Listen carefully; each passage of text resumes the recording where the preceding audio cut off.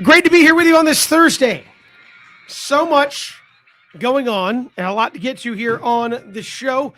Of course, Clay Helton set to be introduced as the Georgia Southern head football coach at a press conference coming up around 4:30. We will have that for you here on the show. We'll go to Statesboro and hear from the new head football coach. Jared Binko is supposed to join us tomorrow on the show. So just a quick look ahead. Georgia Southern AD will join us tomorrow.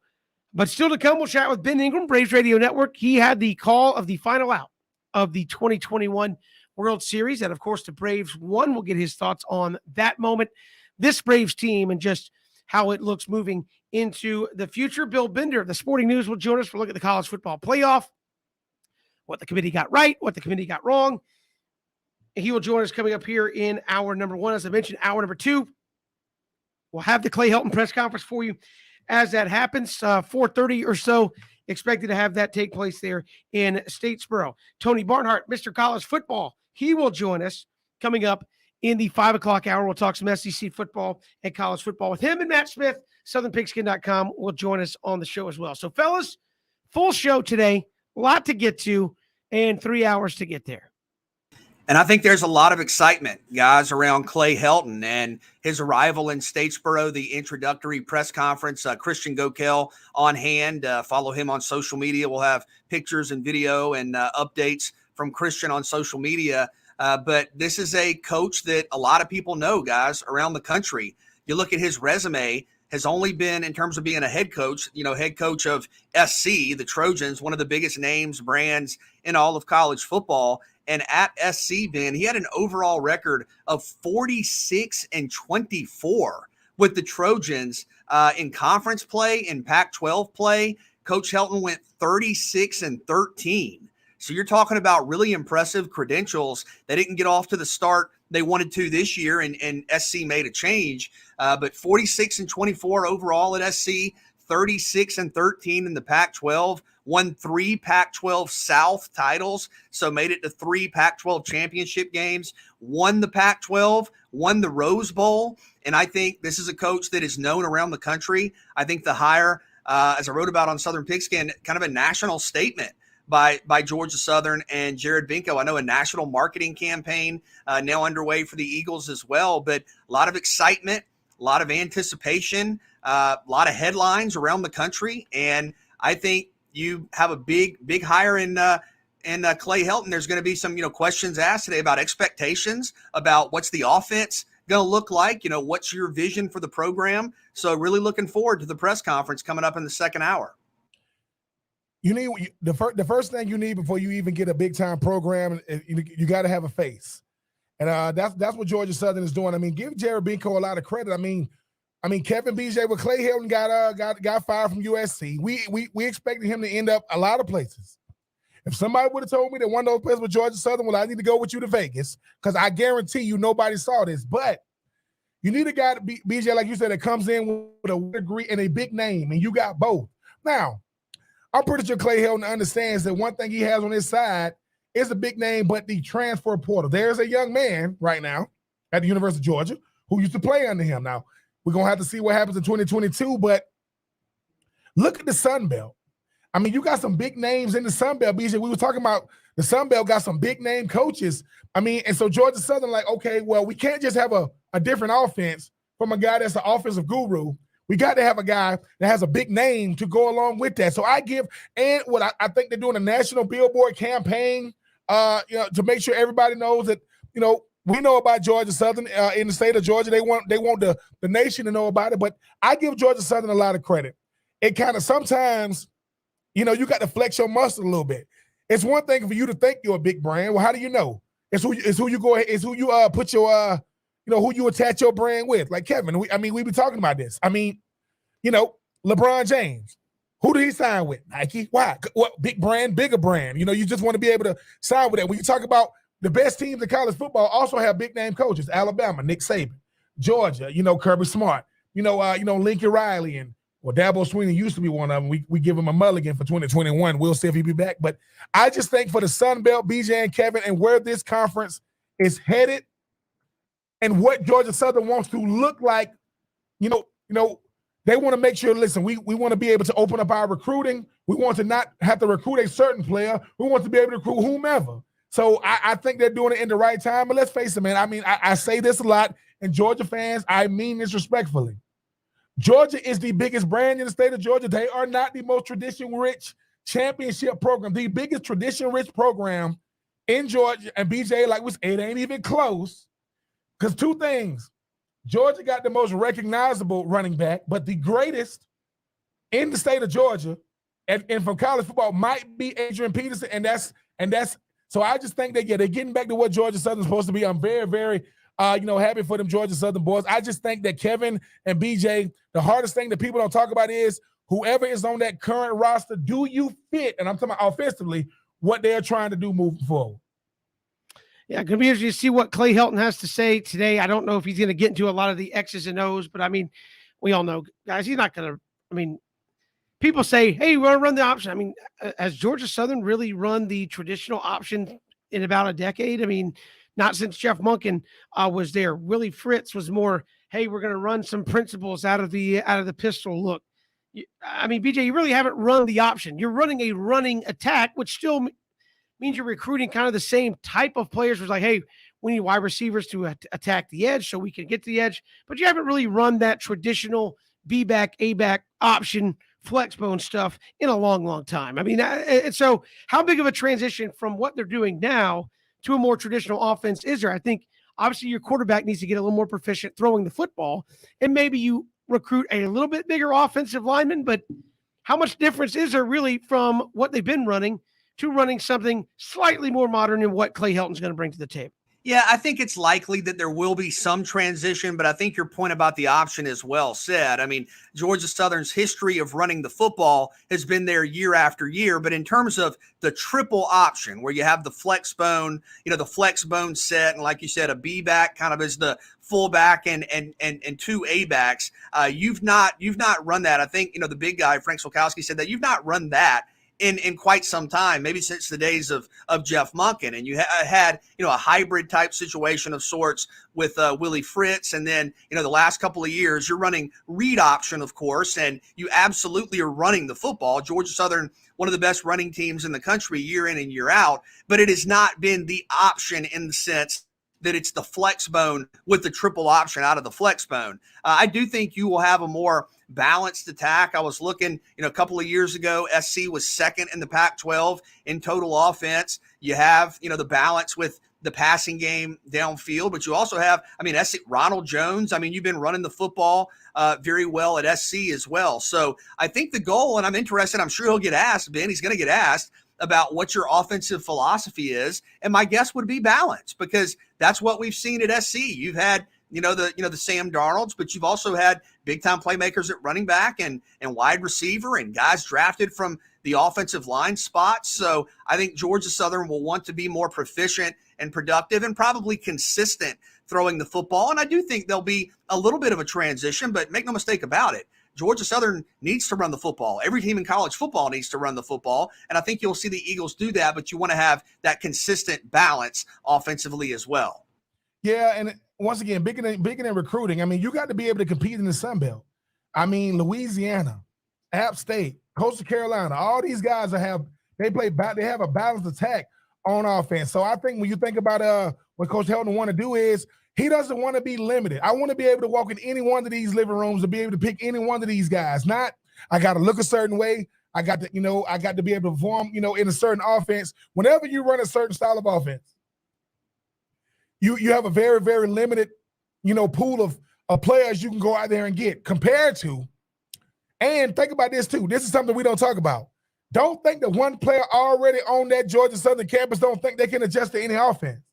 Most of these guys, let's face it, they had athlete next to their name when they got there, not at the quarterback position. So I think that it opens it up. And I think Coach Helton, just like Jared Biggs, probably saying, are we Georgia Southern or not? Do we want to go out there and compete for the Sun Belt? Because the one thing that they haven't done yet is host a Sun Belt championship game in Statesboro. So they got their guy. They got the guy they coveted. And like I said, Kevin and BJ, it's one thing to get a big name. It's another thing to this is who we wanted, not who we had to settle for. And so, and they got out there early. We talk about these coaching carousels, where do these coaches fall? Let's go out there and get this guy right now before his phone get to ringing off the hook. I guarantee you Georgia Southern wasn't his only choice, but they got to this guy. They must, told him what he wanted to hear, and obviously he understands about Georgia Southern. Growing up in Gainesville, Florida, I'm pretty sure he understands about that Georgia Southern brand. Sure. And again, I think this is going to be an interesting one. BJ, you've talked about this. The brand of the Sun Belt has changed, obviously, with the teams you're going to add, but coaching-wise, they've made that commitment. We talk about it all the times, like, hey, if you're going to be a team in the ACC and you want to step up, make a commitment on the coaching side to get better players, so on and so forth. And you look at the coaches that are in the Sun Belt. Billy Napier's been a hot name, and he is stuck there at Louisiana. You've got Terry Bowden back in the Sun Belt coaching. I mean, you've had a number of guys like that make their stake here in the Sun Belt, and obviously Clay Helton's going to be another one of those guys that has a lot of cachet before he ever coaches his first game at Georgia Southern. Yeah, Jamie Chadwell. I mean, Butch Jones. I mean, when you look around the conference, I think Clay Helton will come in with a national appeal because of where he's been and what he's done. It's not just being at SC. It's, you won the Rose Bowl not that long ago. I think 2017, the Trojans were the Pac-12 champions, and I think that'll help with recruiting. And that you have a guy that's been coaching one of the top programs in all of college football. But yes, the Sun Belt expectations are high at programs all around the country. Georgia Southern plays Coastal Carolina on Saturday in Statesboro. Coastal Carolina's in the top 25. Even with a loss to App State earlier, they're still a ranked team. So this is a league that's growing, not only in terms of adding news, but in terms of the profile, in terms of the expectations. And, it goes without saying, a ton of history, a ton of tradition, a ton of success when you look in the rear view for Georgia Southern.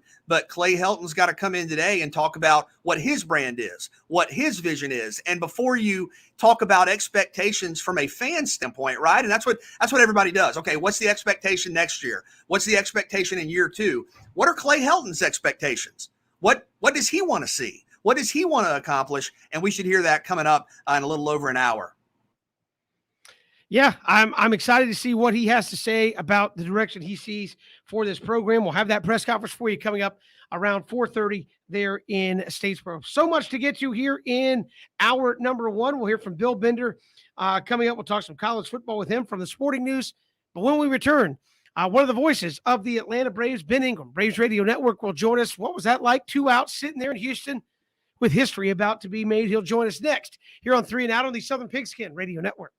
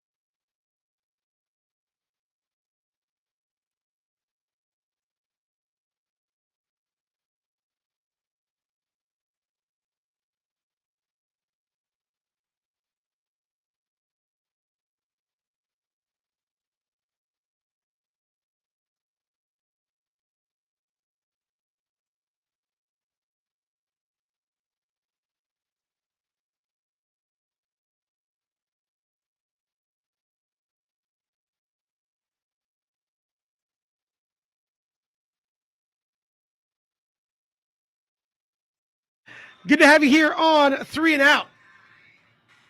Still feels strange but wonderful to say the Atlanta Braves are World Series champions for 2021. Our next guest called the final out of the ball game the other night from the Braves Radio Network. Ben Ingram joins us here on 3 and Out. Ben, welcome to the show. How are you? I'm doing great, guys. Probably better than I've been in a long time. How about you? Oh man, someone who's lived in this state his whole life, that was fantastic. And I got to say, from doing this that we do every day on the radio, you're sitting in Minute Maid Park. There's 2 outs in the 9th inning. You're on the call. What's going through your mind right there? Just be accurate. Just make the call and make sure that it's clean. You just want to make sure that whatever took place on the field, whatever I witnessed, whatever I saw, I wanted to match that with my narrative and make sure that I told a proper story and an accurate story for the people who are listening. You know, when you make a call like this, it's more than just that moment. It's history. It becomes history. It's permanent. It's like a tattoo. It's not going away. That's a call that will be played for years, and you know that going in, and it's not because of anything you do as a broadcaster, but because of the moment. The moment's so big, and I'm just blessed to be chosen to narrate that moment for the team. So you just want to make sure you get it right and match what you see on the field with the tone and the emotion of your voice, and it was a great night for all of us. Ben, the early Soler home run that obviously went out of the park, what was that play, that moment like from your perspective? It was enormous. You know, what we saw the Braves do in Game 5, it was similar because you get the grand slam by Adam Duvall. But you knew you didn't have the pitching in that game to keep the Astros put, and that's exactly what happened, and they scored 9 runs in that ball game, and you lose. What I thought after he hit that home run in Game 6 with Soler, number one, you did what you wanted to do, again, score early, dish a blow early. But furthermore, I knew that the Braves were in a much better position pitching-wise in Game 6 than what they had for Game 5. And I knew that reruns with Max Fried on the mound, there was a chance that alone could be enough in the ball game. Of course, you wanted to add on. But just the ferociousness of that home run, it was such a mega statement in a game like that. It was a must-win for the Astros. And I think it proved that the Braves had no problem, no lingering effects from losing Game 5. There might have been disappointment from not winning Game 5 at home, but I don't think there are any doubts that they're going to win the series. I certainly didn't feel that way. I thought they were the better team, even after losing Game 5. So it was extremely important for them to get that home run early, make that statement early, and the way that it happened, that's one of the most spectacular home runs I've ever seen in my life. And Ben, obviously, I saw you, on social media when the Braves made it to the World Series, and obviously you made the final call, and then I kind of saw the entire booth just kind of like celebrate with each other. Just obviously, you said it when you first came on. You just wanted to make the call, keep it clean, don't make it about you. But just talk about the emotion that you guys have in the booth. I understand that you're gonna keep it professional, but you guys are allowed to be fans and enjoy this thing, right? Absolutely, and we are. And you know, we go through this, and it's extremely emotional for us because everything that the team does, we're right there for it. Every single game, from spring training all the way to the end. It is quite a grind going through 162, especially when you're doing as many spring training games as we do, which is all of them. But furthermore, the postseason is a pressure cooker. It really is. I don't know that people can really understand how hard it is to do postseason games, whether you're a player, whether you're a coach, a manager, a broadcaster. There is so much pressure, and it's such a tough, demanding schedule, from the travel to the inability to get good sleep because you're traveling all over the place. You have exciting, crazy games, and you go home after the game. It's hard to go to sleep after an exciting game. So to come out on top after all that, it really is amazing. Jay, Chad, and I are both big fans of the game and the history of the game. And working alongside Joe, we get to talk all the time about what it was like in 95, what it was like in 99 or 96 or 92. And now we just live that. We don't have to ask him questions anymore. We get to go back and look at what we just accomplished and remember what it was like, and to go to the very end, make it all the way to the end, be the last team standing. As fans, we're extremely excited for what just took place. We're extremely excited to be a part of it, and it is so rewarding to have been there every single day from the first inning of spring training all the way to the final pitch of Game 6 of the World Series. It's just an amazing ride. Ben Ingram, Braves Radio Network, our guest here on 3 and Out. And Ben, kind of follow up with what our Ben asked you there is you're with this team every day, and to watch the journey this team went on. We all sat there in early July and saw Ronald Acuna go down. And even if you're the most optimistic Braves person, you're saying there may not be one or two better players in baseball than that kid right there. And now he's gone for the rest of the season. And that had already been a team that had been mired around just below 500 for much of the season. At what point did you think this team might actually be turning a corner? Because there were times when people were talking about start making sell-off trades and get ready for 2022. Sure, and I don't think they were wrong at the time. To me, there's not one moment. There are a few mile markers along the way that started to, it was almost like a staircase where you just one step at a time, a little bit higher, a little bit higher. And if you look at the Braves schedule, you go back to the series in New York right before the trade deadline. The Braves had been in New York maybe a month earlier, 2 months earlier, something like that. One of the games was rained out. We had a 4-game series in New York, and they decided to put one of those games that was rained out in that 4-game series. We went there. We had a doubleheader the first day, and then 3 games after that. So we were playing 5 games in 4 days. Up until that point, the team had not really done anything one way or the other, good or bad. They were not persuasive enough good. They were not persuasive enough bad for the front office to make moves either to gain or to sell. And I think they went into that the moments of desperation, the very last few games for the trade deadline, and they needed to know what they were. They took 3 of 5 in that series versus New York. If you don't do that, if you lose that series, the Mets were in first place at the time. I think that maybe they start selling a few pieces. I think they start kicking the tires on what they could get for Charlie Morton or some of these other guys. But they took 3 out of 5, and they said, okay, let's go with this. We're in this thing. We can win this division. We're in striking distance. We're not in the West where we would have been left in the dust by the Dodgers and Giants. At that point, I think that gave them the courage that they needed. I think that gave them the evidence they were looking for that they could make a run for it. And they did something that's very hard to do, and that's make 4 trades at the trade deadline. And even harder than that, having all 4 of those trades pay off the way that they did. And they just continue to take steps up that staircase. Next thing you know, they won 12 road games in a row, had a really good month of August, took 2 out of 3 for the Giants, rolled into September with a much harder schedule in the final month of the season than the Phillies, and still held on and won the division. So it just kept turning in the right direction. And what they became was so much better than what they were. And to me, it was all about that trade deadline and the days leading up to the trade deadline that gave the front office the confidence they needed to address these needs, and it just paid off week after week as we finished the season. Ben, how do you explain momentum in sports, whether it's the team overall or, the guys who were brought in at the deadline all having incredible success in the second half? How do you explain that? I think to me, it's more confidence than it is momentum. I'm not the biggest believer in momentum for a baseball team outside of the confines of 9 innings. Because you could be rolling right along. You could have a huge ball game one night. But if you're rolling out a pitcher the next day who doesn't give you a good performance, well, your momentum is going to stop. I'm all about momentum in a game, but day to day, I think it's hard to do. What I do think it does do, I think it gives a team confidence. And I think that goes a very, very long way. That can carry you through a tough stretch. Having a bunch of guys that know that they're supposed to win, that they're going to win. When we got down to spring training, I thought this team was going to the World Series. I told that to the guys that we worked with. I thought they'd play New York. I thought they'd be in the World Series. But that all quickly changed when all the injuries took place. So when all that took place and you're down Ronald Acuna and down Travis d'Arnaud and down Huascar Ynoa and Marcell Ozuna and Mike Soroka, these aren't just guys that you're going to use here and there. These are huge cornerstone pieces of your team, and that changed the outlook.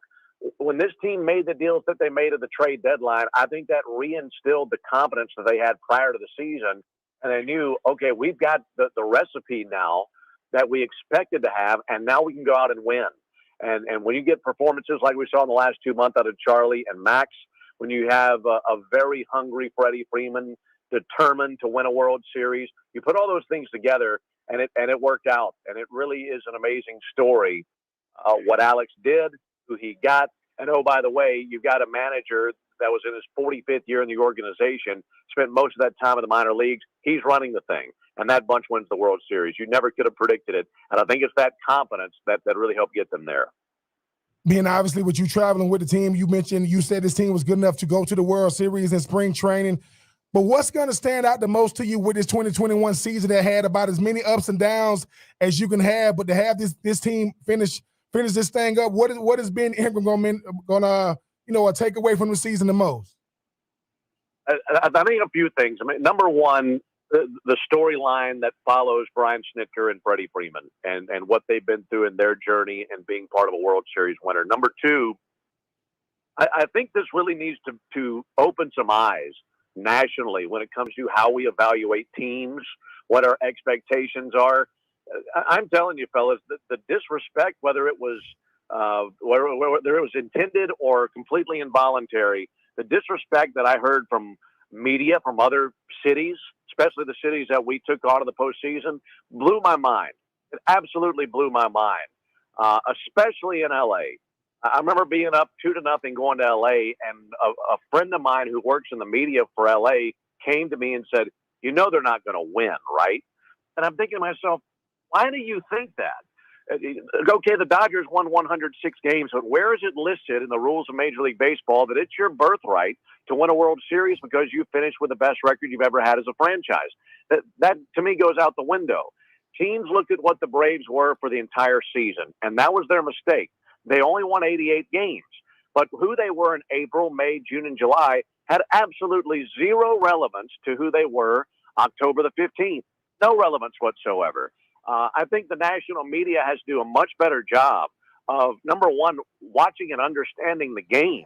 And number two, I think they have to do a better job of understanding what it takes to be a winner and what teams are in September rather than what they've been for the entire season. Because if you really had paid attention to what this team was in the final 6 weeks of the season, you would have realized this team is every bit as good as the Dodgers, is every bit as good as the Giants, is every bit as good as the Brewers or anybody else you want to throw out there. And that's what matters. I think how we watch a team through a season, I think this team is a great example for not panicking in May or panicking in June. You don't want to get buried, but if you're treading water by the trade deadline and you're in the right division, you can be okay. And that was the case for the Atlanta Braves. And I just think that the way that the national media follows baseball should probably change a little bit given what we just witnessed. Ben Ingram, our guest here on 3 and Out. Ben, finally, how big's the party going to be tomorrow? I'm hearing like 1 million people going to be out there for this thing. Yeah, that's the number that blew my mind. Cobb County and Fulton County schools are both closed tomorrow, so all the kids will be there.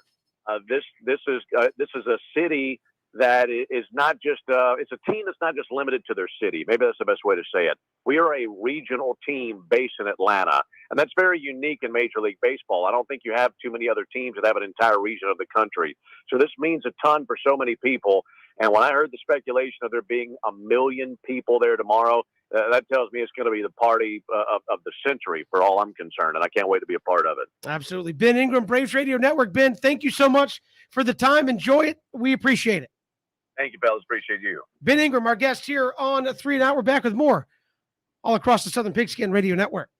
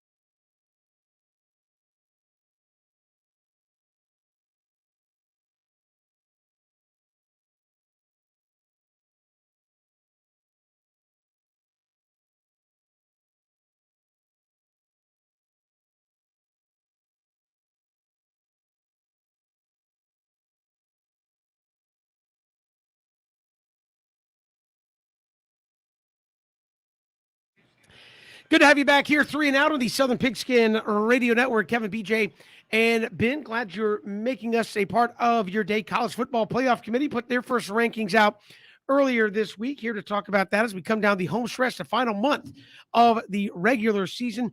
Bill Bender from the Sporting News joins us here on 3 and Out. Bill, welcome. How are you? Hey, thanks for having me on. How are you? Hey, we're doing fantastic. What stuck out to you, good, bad, as the one thing that was just like, wow, from the very first college football playoff rankings? I mean, it's obvious to me. I mean, Oklahoma 8 is shocking in a lot of ways. I mean, jarring that they're 9-0. They're going to treat them like that. I think he tried to make a statement with who you play instead of how many you won. But they may have taken it to the extreme with the Sooners. They should be ranked higher than that. Cincinnati sitting here at number 6. For the longest time for programs from the G5, it was, well, you have to have a big win out of conference. Cincinnati goes and beats Notre Dame by multiple scores on the road, and they're still clearly on the outside looking in. Is Cincinnati right if they say, look, what more can we do to be ranked higher in this thing? Yeah, I mean, they're doing their job too. I mean, they're obviously disappointed with where they're at, but I guess the good news is they valued that more than Oklahoma. They've got them in the mix. If they get some help, if Alabama loses, if Oregon loses, if the Big Ten gets messy, if Oklahoma loses, I think Cincinnati could get in the playoffs and slip in there. But obviously there's work to be done. I don't think anybody ranked 5 through 10 is happy right now. But the best way to make yourself happy is to keep winning your football games and not lose that second game. And Bill, I mean, when you think about the month of November, it's going to be some big time games coming up. How crazy could this thing get if some of these teams at the top, if Alabama drops it, loses to Auburn, if Georgia does the unthinkable and loses to a Tennessee, how crazy could this thing potentially get in the month of November? Well, I think you just said it.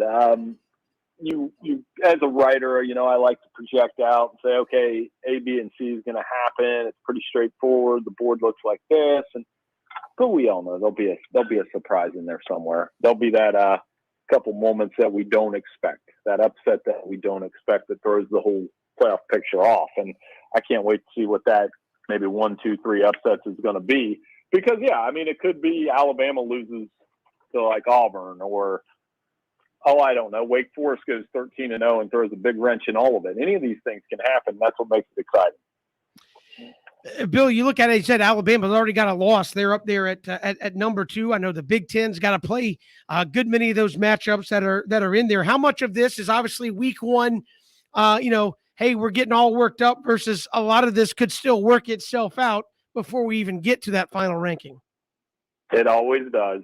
It always does. There's always some things that can happen. I think from you hear people, a couple of my editors are like this, where they say, well, I don't even watch that show because it doesn't matter. I think, but to me, it's the entertainment value of it. It's the fact that we can get excited about the playoff, even though I always kind of joke that you kind of know what the answers, final tests are going to be anyway. But, it'll be fun. It's going to be fun to watch the season play out in November. If anybody can actually take out the dogs look pretty good. I think that's the only thing that's undisputed right now is Georgia looks better than everybody else.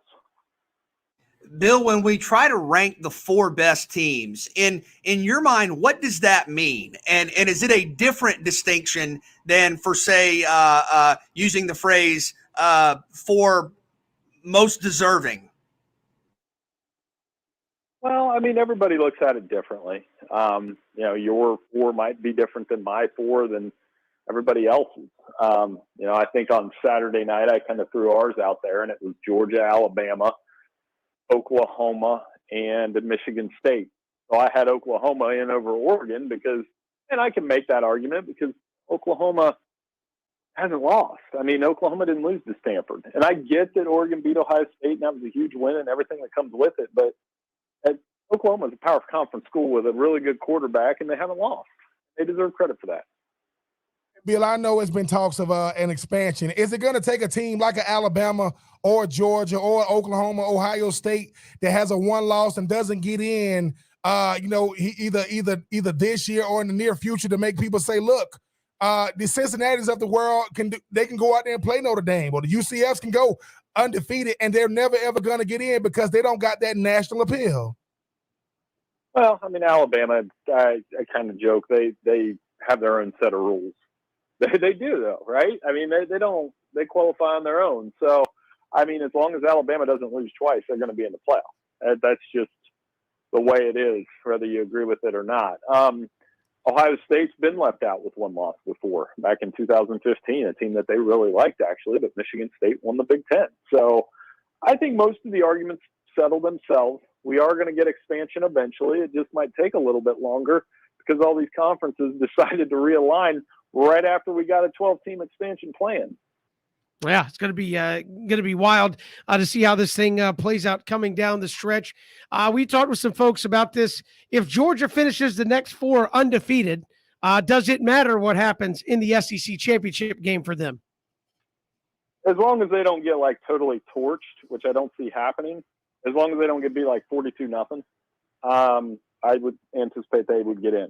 And we've talked about this scenario before, but every year something gets in the way because it's hard to go 13-0. I mean, it's not that easy to do. And we've seen a couple teams do it. We've seen Clemson do it. We've seen LSU do it, but I still don't think it's easy to go 13-0 and win all your games. So they got to get to 12-0 before we can have that discussion. Where does the Georgia defense rank this season in terms of maybe the best defenses you've ever seen? I mean, they're really good. They're really good. They've got a ton of NFL talent at every position group. That always helps. When you've got a super fringe Heisman candidate in Jordan Davis, that doesn't hurt. Great playmakers in the secondary. Nakobe Dean's a boss at linebacker. They're really good. I mean, I've seen good defenses in my life. Alabama's had a couple. Oklahoma in the 80s. Alabama in 92. Miami's defenses. So Michigan in 97. And they're going to get in that discussion if they keep winning the way they're winning. I mentioned it earlier. I mean, what does it say about the ACC when it's a team not named Clemson undefeated right now when Wake Forest, can't seem to get the same love the Tigers get? Well, I mean, they haven't played a ranked team. And I'm not disparaging Wake Forest at all. I've actually watched a little bit of them. I thought they were going to lose the Army, and then they went out and scored 70 points. It's a good football team, good offense. Sam Hartman experience really helped. I anticipate they're going to keep winning. So I think it's a fun game for them this weekend against North Carolina, though. It'll be quite a test because they've got a quarterback that can challenge them. In the national, I mean, the bettors aren't respecting Wake. They're an underdog in that game against the Tar Heels this weekend. Yeah, going to be crazy to see how this thing plays out, but another fun week of college football coming up. We'll see what week 2 has in store. Bill Bender, the Sporting News, our guest here on 3 and Out. Bill, appreciate the time. Thanks so much. Hey, thanks, guys. Take care. Have a good one. Will do. Bill Bender joining us here on 3 and Out. And BJ and Ben, he said something kind of interesting there. He's like, well, and Ben, you've kind of said this too, where it's like, well, Alabama has their own set of rules, and it's Alabama. Well, that's not really how it's supposed to work, right? I mean, it's not supposed to be like, well, you're Alabama, so, and I'm not saying that, I'm saying it because that's the example that was used. It shouldn't be like, well, you're Ohio State, so it's fine. It's like, no, that's actually not how it's supposed to work. I just think for me, Kevin, when you break it down, BJ, we the problem me and you have, and we share the same problem when you talk about the college football playoff is we thought somebody told us, and we went to their website. Is that false advertising? Because what it says on there is not what we actually see. Because one thing, I mean, we see these big brands, right? It's almost like, I'm not gonna name the biggest sports brands out there, but they come with instant credibility. A new brand is trying to break in. They can have better quality, a better product, but that's not what we used to. So Cincinnati is kind of, they called TCU, they called Baylor, they called UCF. They was like, oh, welcome to the club, man. You thought it was just us. So at what point, BJ, do the college football playoff actually do the most deserving, or are they looking for the biggest brands that have the most, brand equity and national appeal? I think that's a key point when we talk about ranking the 4 best teams. What do we mean? And Kevin, for me, I think it should mean some hybrid of most deserving, and I don't think that's currently how it is. We've got more to come here on 3 and Out all across the Southern Pigskin Radio Network. Hit us up on Twitter at Pigskin Radio.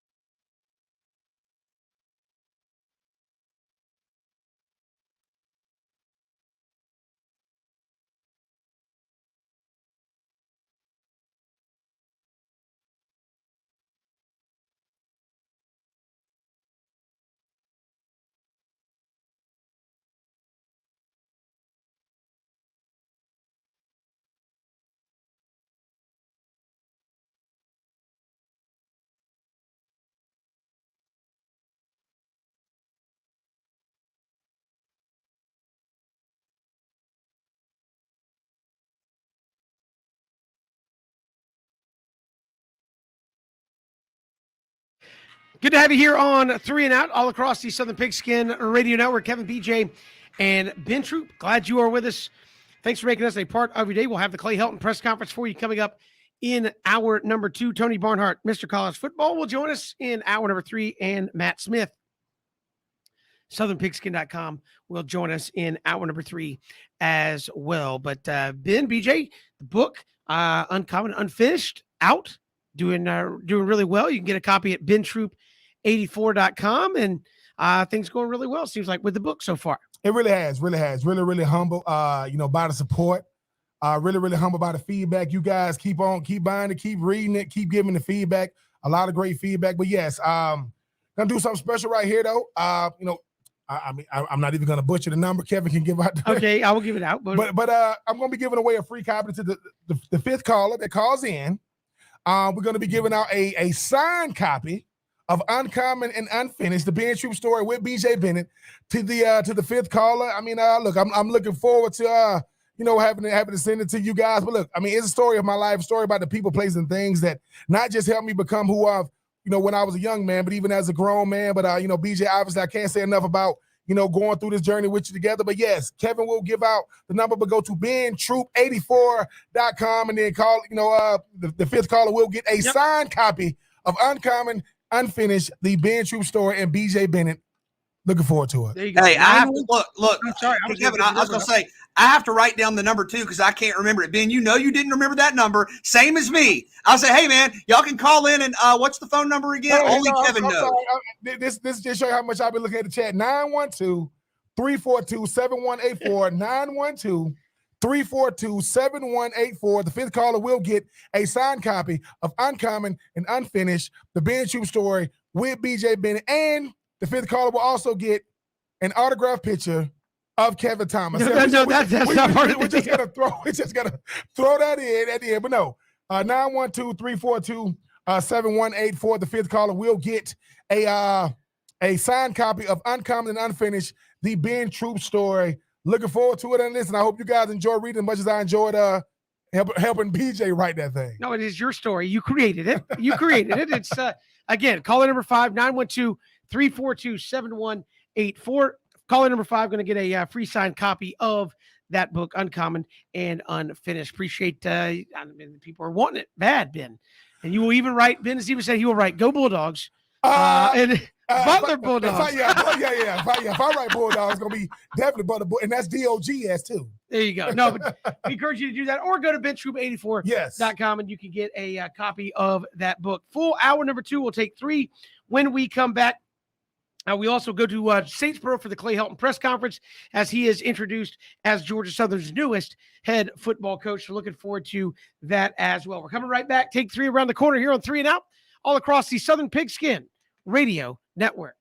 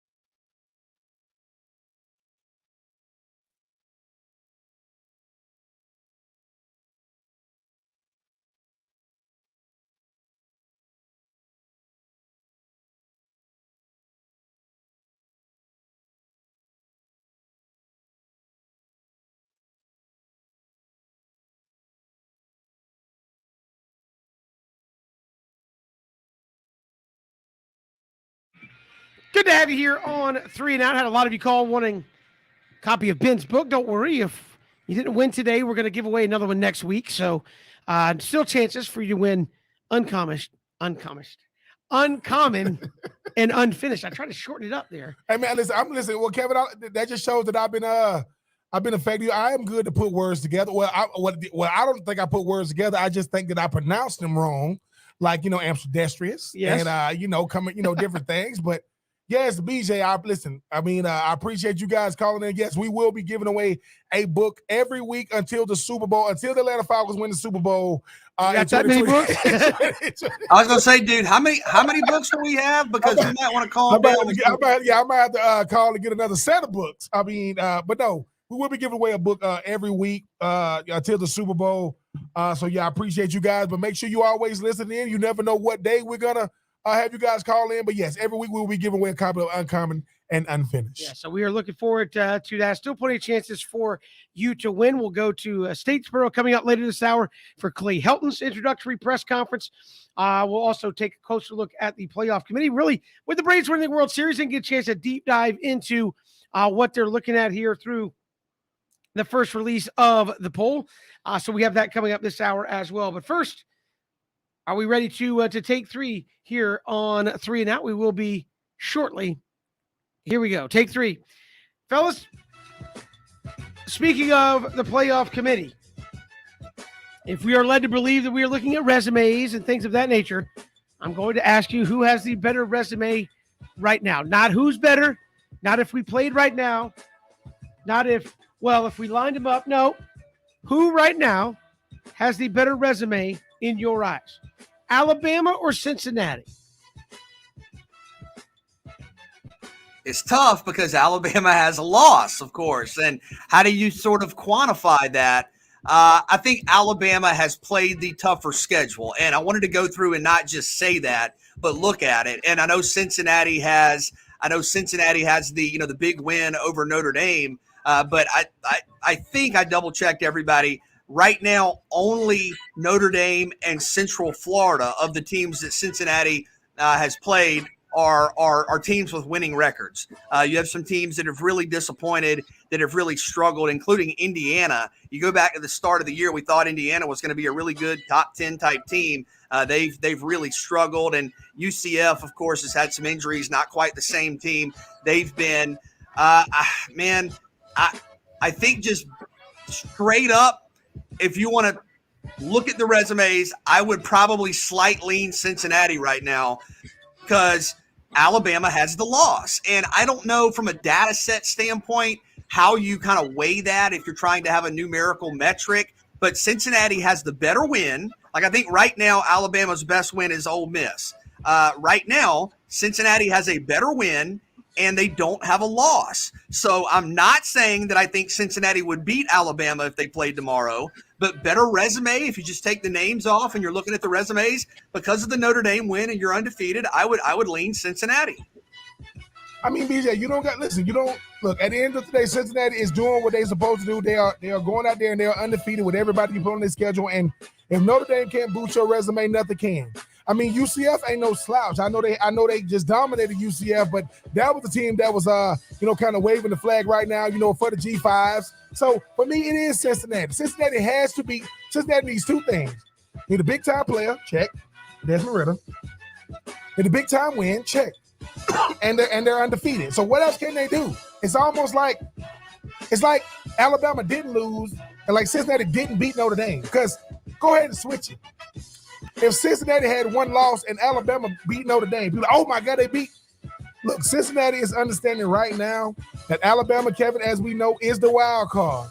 It used to be Alabama, you couldn't beat them. Not even when you beat them, it still don't matter. They still gonna be number 2 in the ranking. So I just think that BJ, yes, it is Cincinnati with the better resume, but it goes to show you start asking yourself, what does Cincinnati have to do? Most people thought they was crazy for even wanting to play Notre Dame, and they beat them. They beat them by double digits.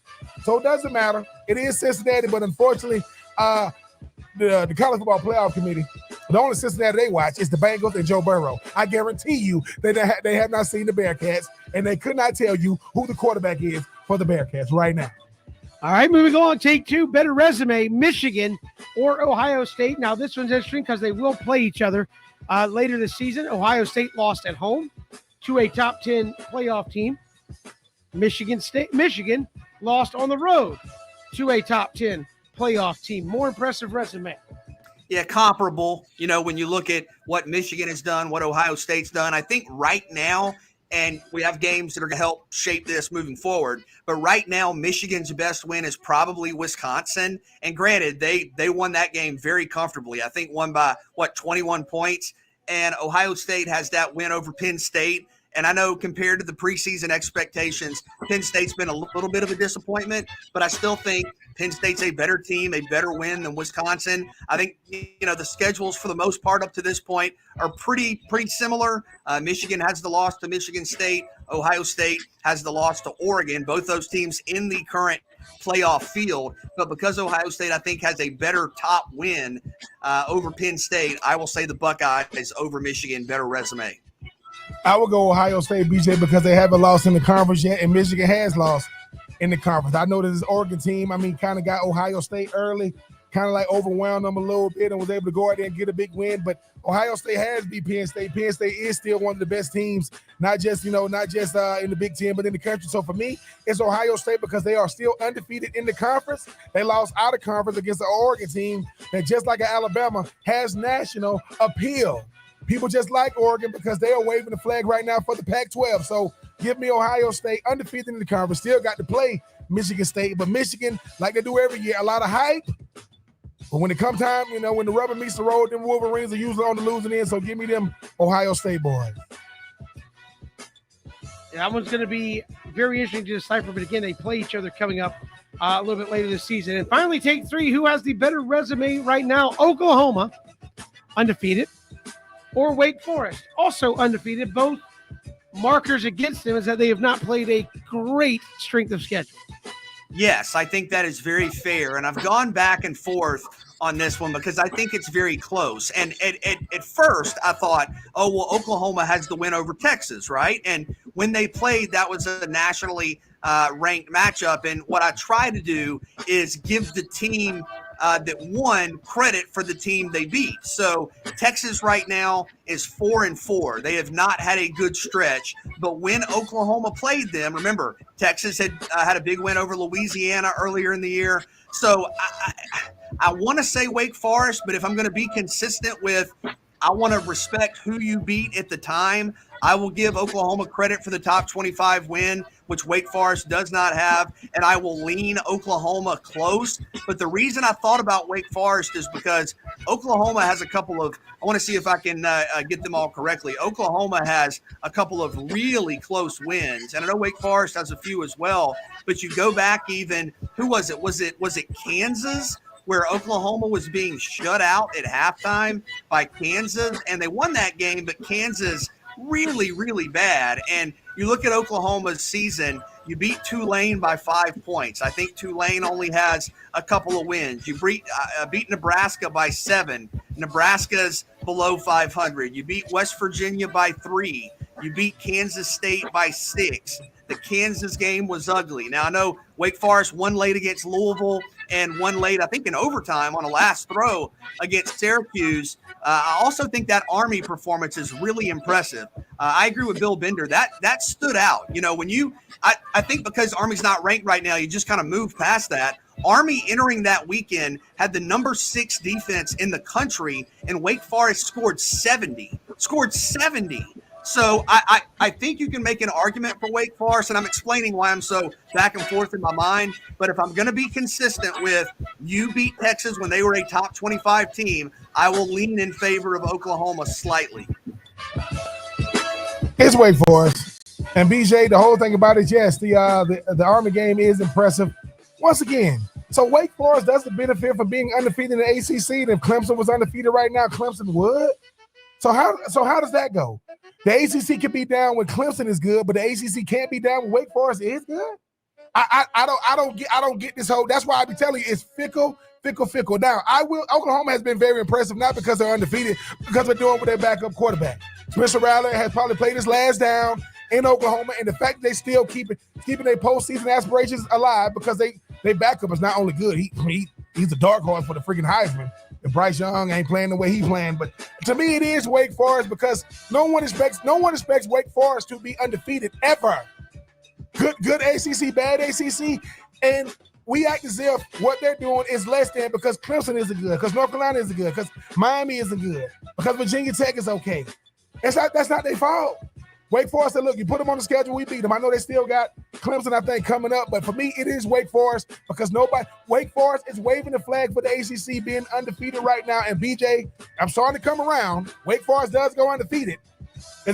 Listen, if Wake Forest goes undefeated this year and they go to a New Year's Six, and Clemson goes undefeated in 2022 and goes back to the college football playoff, burn the college football playoff. I don't want to hear nothing else about no college football playoff committee. And Kevin, if we do go to SC Media Days, and when you see him, when you see the president, just tell him, listen, like how many times do I got to ask you, man, what is it going to take to expand this thing? But yes, it's Wake Forest to me because it's not their fault that they're good in a bad ACC right now. Well, they've got Clemson and NC State left to play. Actually playing North Carolina in a non-conference game this week. I don't even want to get into how all that works, but that is Take 3. We do it each every day. It's time. We will talk about the playoff committee more when we come back. And coming up at the bottom of the hour, we'll get you out to Statesboro for the Clay Helton introductory press conference here on 3 and Out all across the Southern Pigskin Radio Network.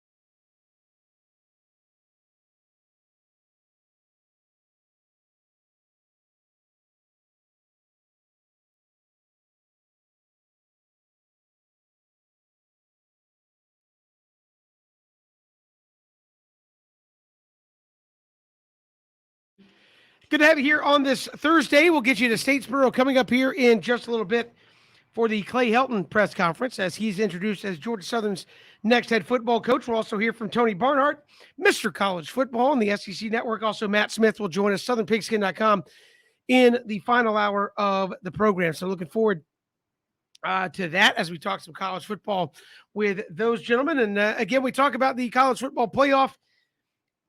What did the committee say, BJ, to Cincinnati? Because we talked to somebody earlier in the week, and I kind of think I understand their reasoning. Cincinnati's been high up in the AP and the coaches' polls. But given you look at their schedule, I think if you want to say there's politics involved, if you put Cincinnati at 3 or 4 and they don't lose, knowing that Michigan or Ohio State, one of them is going to lose because they play each other. Michigan State could possibly lose. Is it not harder to move them out while teams are losing around them than if they're just already on the outside looking in? I think we lost BJ for a second. So, you talk about messages you send to teams like that. I know that was one that Cincinnati and some other folks of schools like them kind of sounded off and said, well, what else can we do? We're in a conference. We have to play our conference schedule. We can only go out and schedule so many people in the non-conference. You got Notre Dame. You got Indiana, who was preseason top 25. What do you want us to do? Well, Kevin, isn't it crazy that, when it comes to Cincinnati, and they're a team that's saying, look, I guess we can only get in depending on what the guys in front of us don't do. Like if the guys in front of us just start losing, but then that's the real thing. If the guys in front of Cincinnati start losing, do they continue to try to push Cincinnati down? Do they continue to try to say, well, you guys are having a good season? Because what I don't like is we thought that TCU, Baylor was an outlier. We thought that Coastal Carolina was an outlier. We thought that UCF was an outlier. No, it's showing every year, Kevin, that you got a team like you got a Cincinnati this year that's doing all they can do, even with Notre Dame on the schedule. Like, it's crazy. DJU got introduced to the world last year in a losing effort against Notre Dame. Oh, this kid is ready. This kid is ready for prime time. Cincinnati beats Notre Dame, and it doesn't even matter. So for me, BJ, I think it's just, we are who is the college football playoff committee. Anything is it ever, I don't know why we expect it to be something different now, because we read the brochure, went to who are we on the website and said, oh yeah, BJ, most deserving, best. I think no matter how you try to slice it, BJ, the teams in front of Cincinnati are looked upon to be a better team, the best team, or a more deserving team, even if that's not actually what is panned out in 2021. I'm very disappointed with the possibilities this puts into place, or doesn't put into place, I should say, for Cincinnati, in that because they're sixth, theoretically, do they not only have a very slim chance of moving into the top 4, I don't even know that they're going to get to 5 or stay at 6, because you look at Oklahoma, for example. Oklahoma has a couple of big games left. You can see them moving ahead of Cincinnati. Wake Forest could move ahead of Cincinnati. I think it was really disappointing. And to go back to something that Kevin has said for a long time, back when I was, Kevin's so much older than me, back when I was a young child listening to Kevin, he used to say, why are you in the FBS if you have no shot at all in any possibility of any realm of a world to compete for a national championship? And you may say that it's unlikely that Mercer, for example, wins the national championship in college basketball, but they have a chance. You make the NCAA tournament, you get hot, you play the best week of basketball, or 5-6 games, you can win the national championship. You have a chance. You are telling a team that was top 10 in the country last year, that has a top 10 win on the road by multiple scores, that also has a Big Ten win, that also has a win over UCF, who's been one of the modern powers in college football, that you're really not even close. You're not even close. You're not really in the conversation. And you go to the best, most deserving argument, Kevin. I know people get frustrated sometimes when you play word games and whatnot, but I think those can be two different things. They don't have to be, but if you were to say who are the best teams in college football, right? I think before ever watching a game, before ever looking at records, most of us would say, yeah, Alabama, Ohio State, probably right there. Why? Because of recruiting rankings, because of NFL draft results, because of coaching success, because of program stature. Those things aren't supposed to matter. You're supposed to look at the resumes. And do I think Alabama's one of the 4 best teams in the country? Absolutely. Do they have one of the 4 best resumes right now? Probably, but maybe not. Maybe not. They have a loss. And that doesn't mean that we won't be talking about a different resume later in the year. If you beat Georgia, you have one of the best resumes in the country. If you beat Auburn, you probably have one of the 4 best resumes in the country. But right now, Alabama has a loss, and their best win is Ole Miss. And I'm not saying they shouldn't be in the top 4, but you're in it 2? I mean, Kevin, even with Michigan State's undefeated out of what some people say is the best division in football, and they just beat the number 5 team in the country, and they're undefeated. And look, I think Alabama would beat Michigan State tomorrow. I think Alabama would beat Cincinnati tomorrow. But that's when you get into the best versus most deserving. I think if you go off of purely best, right? And I know I'm being long-winded, but if you just say the 4 best teams, I don't know that results change that, right? Like look at the NFL, for example. If we all think the Tampa Bay Bucks are the best team in the NFL, well, if they lose to the Falcons, that doesn't change it. We still think they're the best team. They just played a bad game. And I think when you're finding 4 spots out of an affiliation that has 130, you can't just go with best. You have to look at most deserving, right, Kevin? Otherwise, the games don't matter. I mean, look, I love Alabama. I have them in my top 4. Well, don't go with the games don't matter because I hate I hate that argument. Yeah, but hold on. But hold on a second. We did our top 4s yesterday for ESPN Coastal. I had Alabama in mind. But if you have them second, you're basically saying the loss to Texas A&M does not matter. It doesn't matter. Yeah, that's true. And again, I get you say certain losses don't matter and things like that. No, I think to say every game matters in college football, we know that's not true. Only certain games matter. But yeah, when you start parsing it like that, BJ, you say, look, and we had, again, Bill Bender came on. It's like, yeah, it's Alabama, so they have a different set of rules. Well, no. That's not how this thing was set up. We don't go to Bill Hancock and go, Bill, what's the rules? Well, this is how we're going to do it. And then, Alabama's over here. They get no, you don't get separate rules. You lost. I think that should carry some consequences to it. I get that it's Alabama. I get that they could probably beat everybody in college football 99% of the time, but they didn't. Not this year. And again, in a year where you have a bunch, and you say, well, how's that fair? Look, some of this is going to work itself out. You're not going to end the season with all these undefeateds hanging around in the top 10. But for right now, November 3rd, 4th, whatever day it is, November 4th, it should matter that Alabama lost a game. And apparently it doesn't. And again, I don't think that's necessarily what we set out to do. And again, BJ, that's why I know I can go back and forth. I'm such a proponent of conference champions because conference champions do it on the field. And you could say, well, what about this? Well, if we use the college football logic, the Braves aren't World Series champions. Why? Well, I mean, the Dodgers won 20 more games than they did. So they shouldn't be world champions because the Dodgers won 20 more games than they did.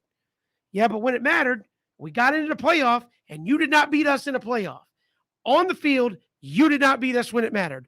And that's why I'm a fan of conference champions, because despite anybody's griping and complaining, Wake Forest, Georgia Tech, Clemson, Florida State, Duke all have the same chance to win the ACC.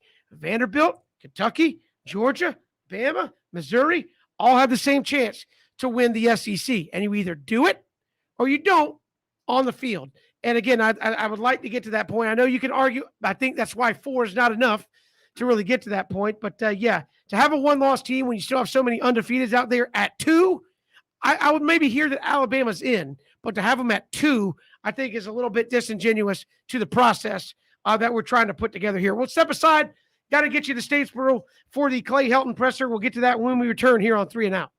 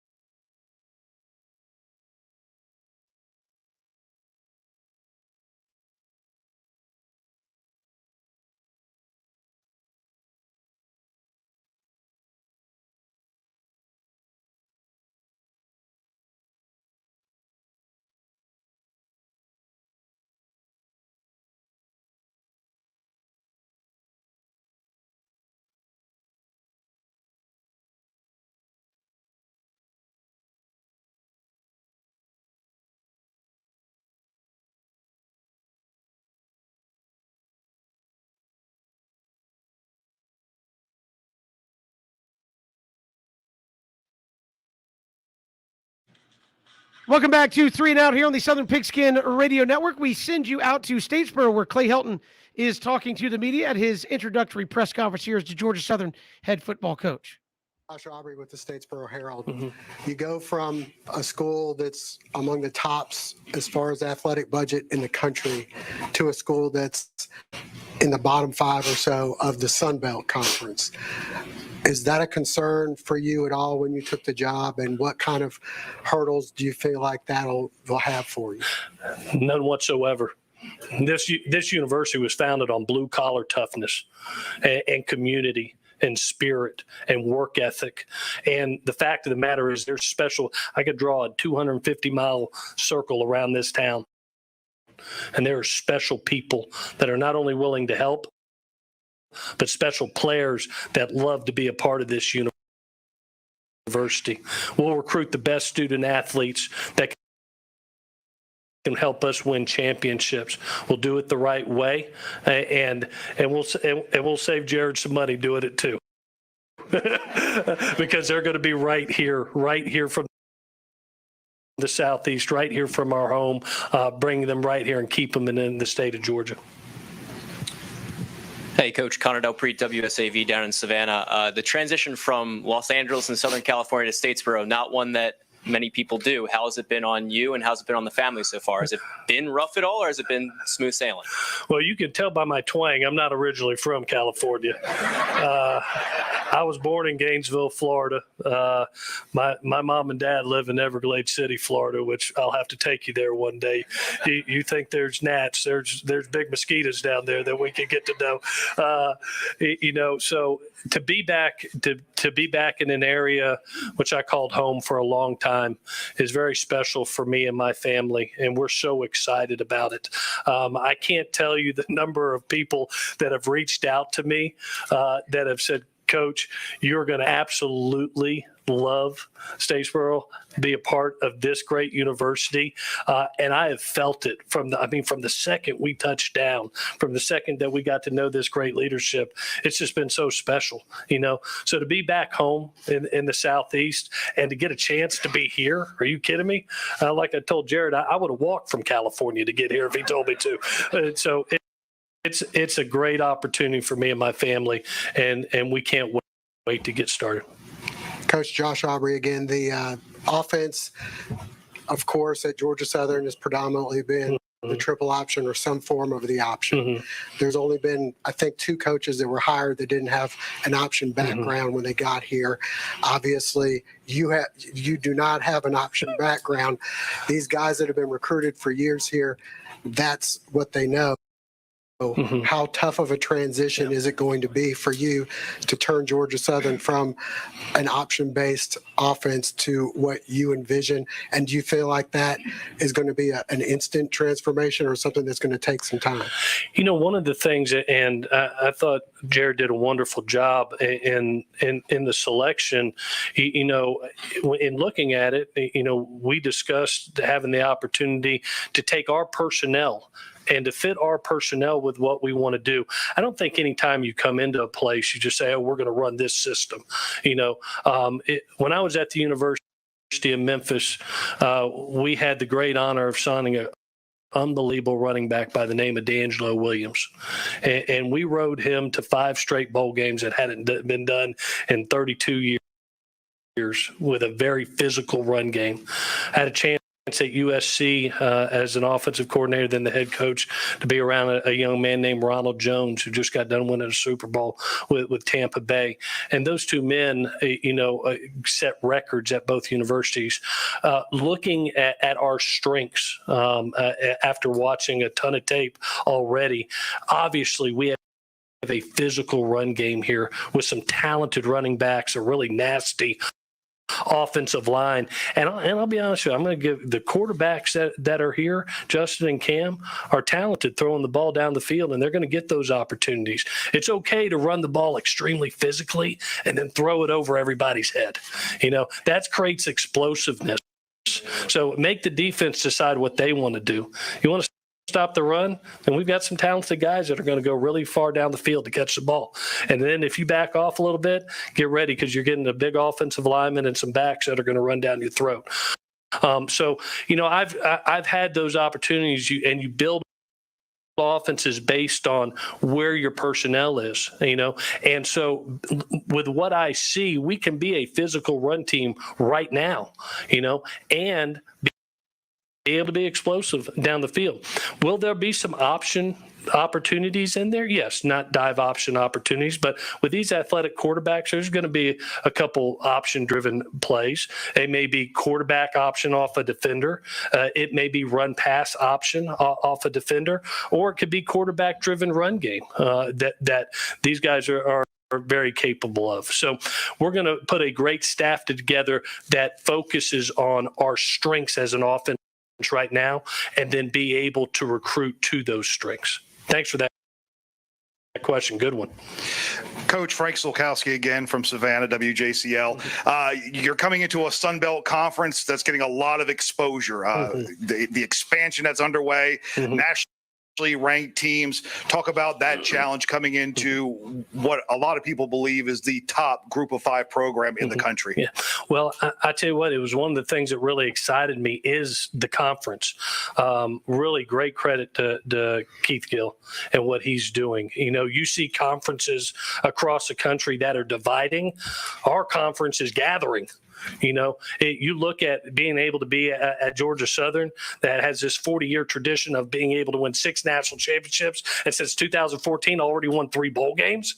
Start with that, and then you've got 2 other teams that are playing really good football right now in Lafayette and Coastal Carolina, 2 top 25 teams, as well as starting to garner other universities. Instead of a conference that's breaking up, this conference is getting stronger by the teams that it's talking about adding, plus the coaches that have come in, whether it's Billy, whether it's Coach Jones. There's some tremendous ball coaches that are a part of this conference, and it's just getting stronger by the day. And it's one of the big things that really interested me when looking at the job. I was like, wow, this is not only a special university and a special place, but look at this conference and where it's going and the national attention that it is getting. And that's where we want to be able to take Georgia Southern, is to be a part of that national story. Hi, Coach. Nathan Dominance from the Savannah Morning News. A couple questions, if I may. Yes. You've been around the relatively small world of college football your whole life. Was there a moment when deciding whether to come to Georgia Southern, was there like one moment that tipped the scales? Maybe it was something your family said, or some decision you guys came together, or you said, I know what to do? I'm going to be real. You're going to get to know me. I'm a brutally honest guy. That's what we like. Yeah. So it happened in the first phone call. I had a call from my agent Jimmy Sexton and said, Coach, do you mind taking a call from Jared? And I said, I'd love to. It's a great place, and I'd like to get to know a good person. And it was supposed to be about a 10-minute conversation that lasted over an hour. And when we hung up the phone, I got really excited. And I said, that's a place that I would really like to be. And then as we went through the process, which was an amazing process, and it showed me how special these people are, whether it was with Jared one-on-one, whether it was with his committee. I've never, ever sat down with a president and him give me over an hour of his time and share thoughts and vision and see how important this place is. But the first phone call, just the genuineness and the realness of Jared and seeing his vision and then seeing it aligned with President Marrero, I'm usually a hard sell. That it was a really easy sell. Like I said, I hung up the phone and said, I'll walk there right now. I'm ready. Yeah, I think we can all relate. It may be a great job, but if you don't have a great boss, it's not a great job. Yes, no question. Be surrounded by great people. Second question, given, again, your knowledge of being around college football, your dad being a coach for so long, how do you look back at the relatively recent Southern Cal experience, knowing all that entailed from beginning to end? Do you look at it as that's just how business is done, or how do you, as on a personal level, handle so much success yet you still got fired? I cherish every moment that I was at USC. I was surrounded by unbelievable people and got to be there for 12 seasons. Met some special players, special coaches, special leadership.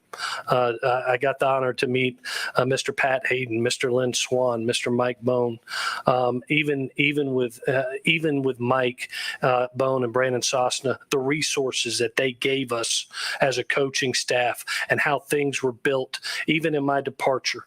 They gave us every opportunity to be great. And, we got 12 great games with Mike and went 9-3, but we lost a championship game. And that's football. That's football. There's high expectations in this game, and I've always welcomed them. Always. Just like I welcome this great expectation and the standard of excellence that this great university is. Championships are demanded at this place, is what drives this place. And I welcome those expectations. So, yes, it was a wonderful opportunity at USC. I cherish every moment, every relationship. I thank Mike Bone and Brandon Sosna for the support that they gave me, my staff, our players, all the way through. They had a decision to make that they thought was best for the university, and they made it. Now, I just got to make a decision that was best for me and my family. And I can't wait for this next adventure. Can't wait to get started with it. And that's how I look at the game. God closes one door, he opens up another. And wow, did he open up a great door. Yes.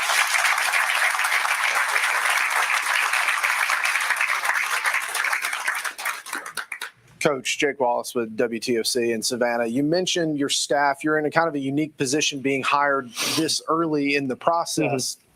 How do you go about over the next few months putting together a staff while every other team is still in season, especially with that early December signing day in mind? Yeah, I thought, again, I go to Jared's proactiveness and the university's proactiveness here. I got to be a part of experience while I was at USC that I thought was very unique when Coach Sarkisian came in. And I was the interim head coach at the time, and he got to witness us go through 3 weeks of bowl game preparation at the time.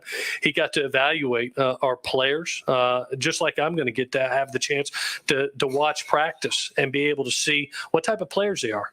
What type of teammates they are, what type of leaders are they, how competitive, they are. And I just told the guys that that's a great opportunity. You also get to watch great coaches that are out there coach and be able to see what type of fits may be there for your staff. But right now it's about the building of relationships. It's about recruiting. It's about evaluation. And it's about giving the honor and respect to a group of men that have given their heart and soul to this team. And let's honor and respect this team the next 4 games because college kids, they only get this experience one time. Coaches, we go around just like I was at USC and now I'm here. Those guys, they're going to get those players are going to get this opportunity one time. So I want to make it about them. What I am going to do is to be able to have those evaluations, coaches, players, be able to recruit, be able to see our strengths, be able to see our areas of growth, and be able to put the best staff together for us over the next month. So when we hit December, we hit the ground running. This is going to be our last question for Coach, and then we're going to bring up Jared. Coach, Christian Gokel with ESPN Coastal. You had mentioned the players in the NFL talent just within a 100-mile radius. What is your recruiting pitch to keep them from leaving this area, and how much could a 12-team playoff have to do with that? I'm going to tell you what, you're good. This is an easy sell when you talk about Georgia Southern because you talk about, like I said, it's a proven commodity. It's won championships. It's been at the highest of the highs. Plus, when you look at this place and you see the quality of education you get and you see the network, and some people say, oh, yeah, we have a great network. We not only have a network, we have family here. People that are not going to, it's not a 4-year experience. This is a 40, 50, 60 lifetime experience. I've had so many Georgia Southern people just reach out to me, family, reach out and say, Coach, man, we're honored to have you. You can feel the relationships that are part of it. This place is with you for life, and what it can do for you is not just within 4 years. It's going to help you the rest of your life. I talked about the strength of the conference and where it's going, and you see this strength and top 25 teams being made and talked about and being the national story. The reality in college football right now is it is a 4-game playoff. But the future is coming. And those talks, just like whether it's ESPN or other national media, it's something I think that is wanted by fan bases. It's wanted by the national landscape, and will happen at some point in time. But we as coaches have to deal in reality. Right now, we have to find a way to be one of those 4 teams, and it starts with building a great football team that wins conference championships consistently, becomes a national story when given the opportunity to play Power 5 teams, go make your name. So we look forward to those opportunities and the opportunity to compete. That's Clay Helton at his introductory press conference, and we got to hear some of those comments about his vision for Georgia Southern. We'll react to that and more when we come back. It's 3 and Out on the Southern Pigskin Radio Network. Just leave it up for a second.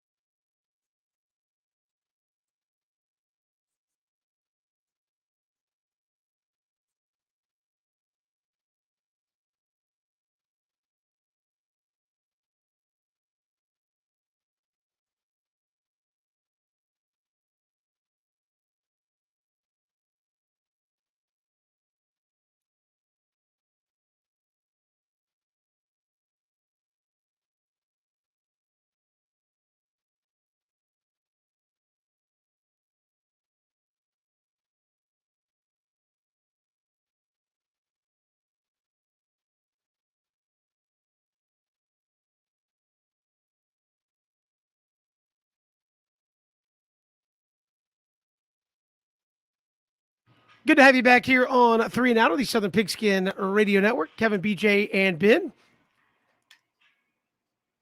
BJ, your thoughts there? We heard Clay Helton. We'll obviously hear from Jared Binko tomorrow, Georgia Southern AD on the hire, and we are expected to have Clay Helton next week on the show to join us here on 3 and Out. But we'll get Jared Binko's story on how he came to get to Clay Helton and more tomorrow on the show. But initial thoughts, you heard Clay Helton kind of talking about why Georgia Southern for him, what he expects the program can do and can be, and kind of what he wants to do here. I thought it was awesome. I thought there was great passion, great energy, great perspective to hear Coach Helton talk about SC and kind of talk about how it ended, but reflect fondly on many memories and the success he had in LA, and to talk about the opportunities in Statesboro, to talk about Christian's question there at the end, to talk about we have a brand to sell, we have a program that is one of the most unique special programs. I mean, when you think about all that Georgia Southern has done and all that Georgia Southern has accomplished, to hear him talk about the relationships, talked about how he and Jared Binko already have a great relationship, to talk about just the opportunities, and I thought got into some detail talking about offenses potentially. Said, hey, we may have some read option, probably not dive option, but we may have a couple of different things. We're going to give guys a chance to throw it downfield and showcase their athleticism. I thought it was really insightful, and I think if you're listening to that and you're a Georgia Southern fan, you're excited, Ben. I mean, you're fired up. You're ready to go. And listen, you still have a season to finish out with Coach Whitley and Coastal Carolina in town this weekend, a top 25 team, and big time opportunities there. So a lot going on in Statesboro, but I think those comments really uplifting, really exciting, and a lot of optimism around Georgia Southern football. Man, great praise for Jared Binko when he was saying, look, he's a hard sell. Jared Binko gets on the phone when it was supposed to be a 10-minute conversation. I mean, it came up, over an hour, and then got off the phone. He said, I would have walked there. He talked about, it was all about his family. It was all about, he was saying that Georgia Southern is the easiest sell, saying I could draw I could draw a line around this entire campus. It's all about the family here. It's all about, what Georgia Southern and what these fans mean, how many people have reached out to him. I showed Kevin when he was walking on campus. I mean, some guy want to be the first one to say GATA to coach. I mean, you talk about the traditions, and sometimes, Kevin and BJ, we forget the fact that, look, Georgia Southern is a premier coaching spot. I think we have to be reprogrammed sometimes because we go, yeah, but he was at SC. But he also said, I'm a head coach, man. I'm going to land on my feet, right? I went from SC to South Carolina. So you see my twang. It ain't like I'm from California.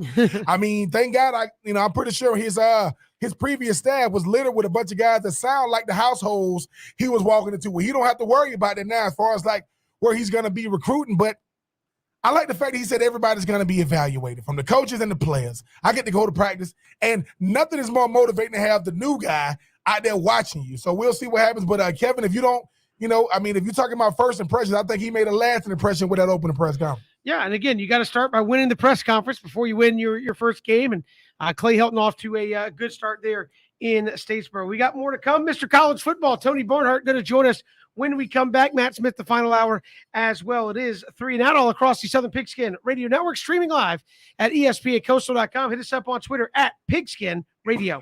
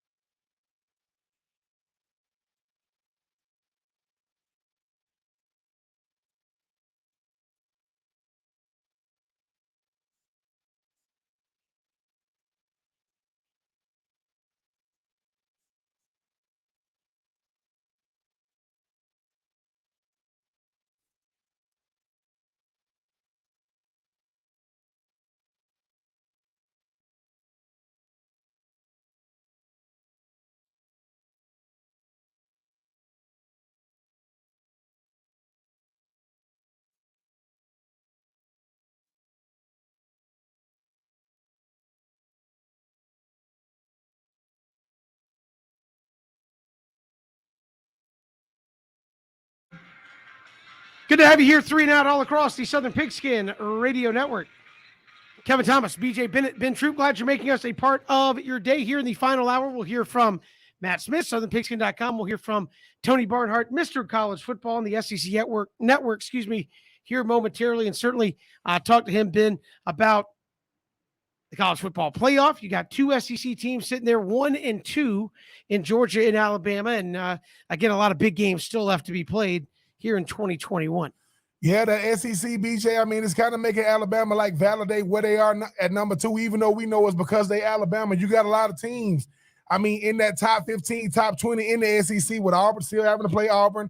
Obviously, Ole Miss, Texas A&M, different teams up there. But, I mean, BJ, at a certain point, the College Football Playoff Committee, they either are who they claim to be or they are who they have shown themselves to be over the years. Still kind of got this mistaken identity, but Alabama still seems to be that wild card. Undefeated or 1 loss, they find a way to be a top 4 team no matter what. And looking ahead, I think the most interesting scenario would be what was, I think, brought up by one of our guests earlier in the week, Kevin Ben. What happens if Alabama wins out the regular season? So they beat Auburn. That's another good win. Georgia wins out. And then it's a 3-point game, a Georgia win, 20-17 in the SEC title game. Given that Bama's number 2 right now, if they play Georgia within a couple of plays, could they get in as a 2-loss team potentially? Yeah, we'll have to wait and see. We have Tony Barnhart, Mr. College Football on the SEC Network, joining us here on 3 and Out. Tony, welcome to the show. How are you? I'm doing well, thanks. Glad to have you here. Georgia number 1 in the first rankings. I know you've covered college football a long time and watched that Georgia program for a long time as well. Is this the best team that Georgia has had in quite some time that Kirby Smart has assembled, dominating college football right now? Well, there's no question that Georgia's the best team in the country, and the gap between them and Alabama is there, and them and the rest of the country is there. But in terms of greatest teams ever, we'll have to wait and see, because some of the 1980s teams under Vince Dooley were outstanding, including the ones with Herschel Walker. The 02 team under Mark Richt was good, and the 2017 team that almost won the national championship was a great team. Tony, obviously injuries to JT Daniels. You've seen Stetson Bennett come in, be really proficient. How do you evaluate the job Bennett has done this season for Georgia and potentially moving forward? Well, I think Stetson Bennett, somebody asked me the other day talk to me about Georgia's quarterback controversy. I said, there's not a quarterback controversy. Stetson Bennett IV is the starting quarterback at Georgia. Now, the hope is for Georgia that you can get JT Daniels healthy and get him some work in these last 4 games of the regular season. But I think Bennett has played really well and has done nothing to lose that job. How much is Stetson Bennett like more of a representation of what college football is becoming? I understand everybody wants the 6'2", 6'3" quarterback with 5 stars next to his name that can throw it, 50 yards, flat-footed. But Stetson Bennett was a guy that wasn't even on campus. People talk about what he's done this year. How much or where would Georgia be without a guy like Stetson Bennett right now? Well, that's a great question. Is what would they be? He has come so far from a year ago. And listen, what you want from a quarterback, particularly when you surround him with the kind of talent that he has at Georgia, you want him to get the ball to the right guy in space and give his playmakers a chance to make the play. You don't need a home run arm. You really don't. But I will say this, JT Daniels is a wonderful quarterback. It'll be interesting to see how it pans out. But right now, Stetson Bennett's your quarterback because he's done everything you've asked him to do. And, I think that's got to be your measure of a quarterback. Tony Barnhart, Mr. College Football, joining us here on 3 and Out. Tony, you look at the college football playoff rankings that came out.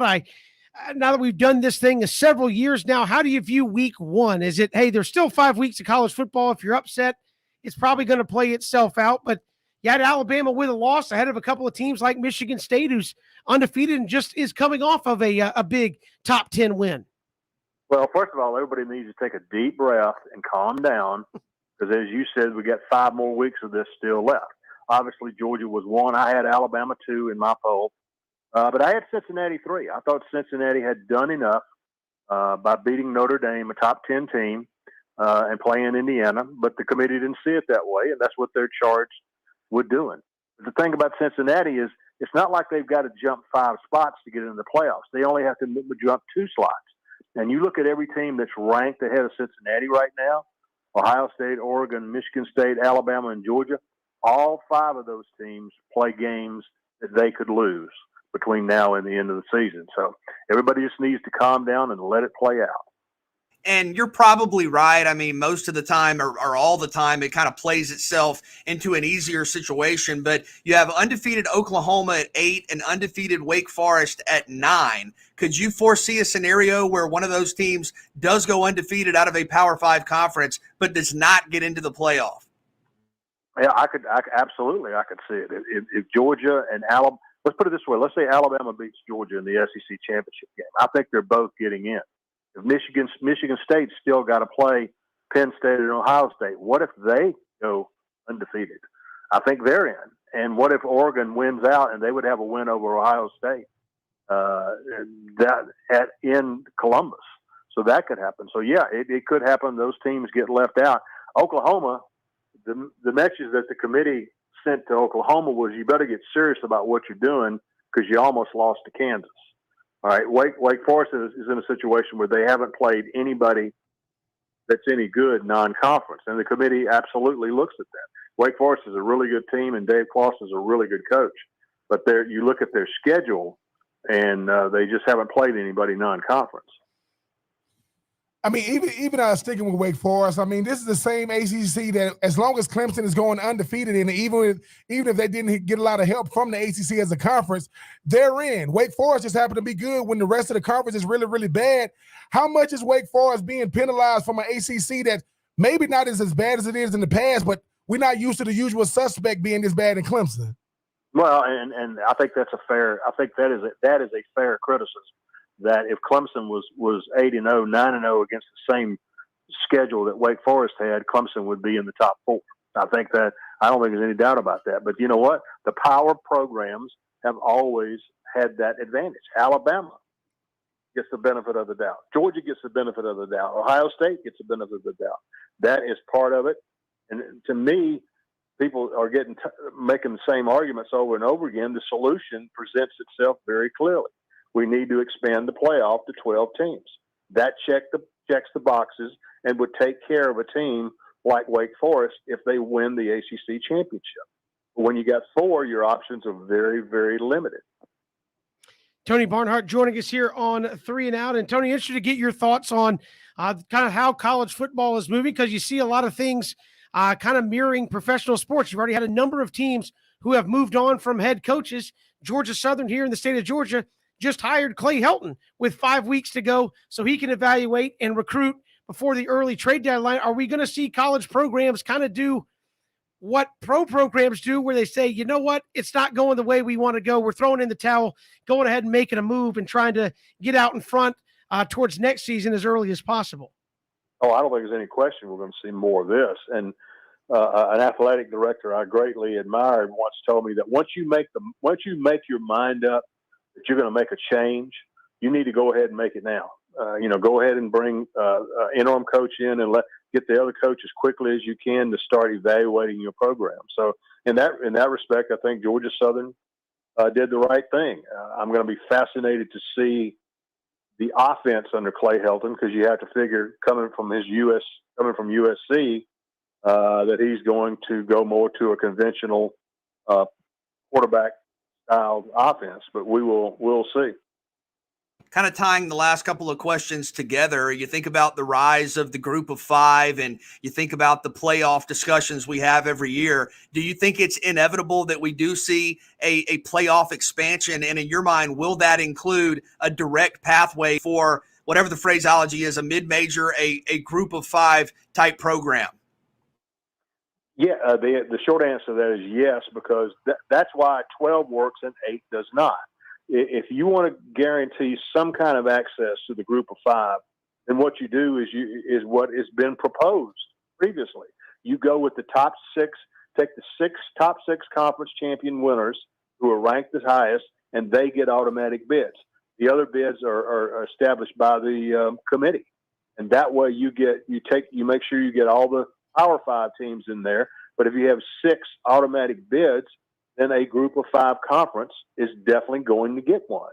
And that's why it's a combination of opportunity and access. And to me, we're going to keep having these same arguments year after year about what, this team is being.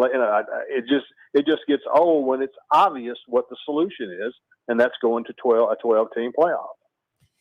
How much of that has to do with the fact that obviously you're going to have teams this year in Cincinnati? You've had TCU and Baylor in the past, or maybe UCF a couple of years ago, but how much of that is the fact that I know you got the big dogs of the Georgias and the Alabamas, the Oklahomas, and Ohio States, but the talent level has kind of been spread out a little bit more. You finding more talent at bigger schools around the country now.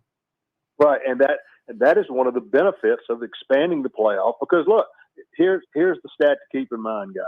We've had 7 years of the college football playoff. That's 4 bids every year. That's 28 bids. 28 bids that have been given out for the national playoff. 22 of those 28 have gone to only 5 schools. All right, that is the issue, and because it gives a tremendous recruiting advantage to the schools that get into the playoffs every year, the Alabama, the Clemson, the Ohio State. Whereas if more teams are in the playoff, then more coaches can go in the living rooms and say, hey, you can get to the playoff at our school. You don't have to go Clemson or Alabama or Georgia or someplace like that. So that's another benefit of going to a larger playoff. Tony Barnhart, Mr. College Football, our guest here on 3 and Out. Tony, we appreciate the time. Should be a fun final 5 weeks of the season. Thanks so much. You're welcome. Take care. Tony Barnhart, our guest here on 3 and Out, as we look at obviously the college football playoff, the way it's been constructed.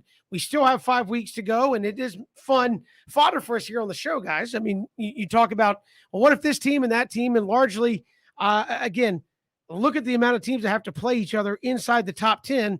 A lot of this is still going to shake itself out. I think the big thing is if you're looking at a non-name program like a Cincinnati and a Wake Forest, and you sit back and say, knowing all this, do we still not get a chance to get in?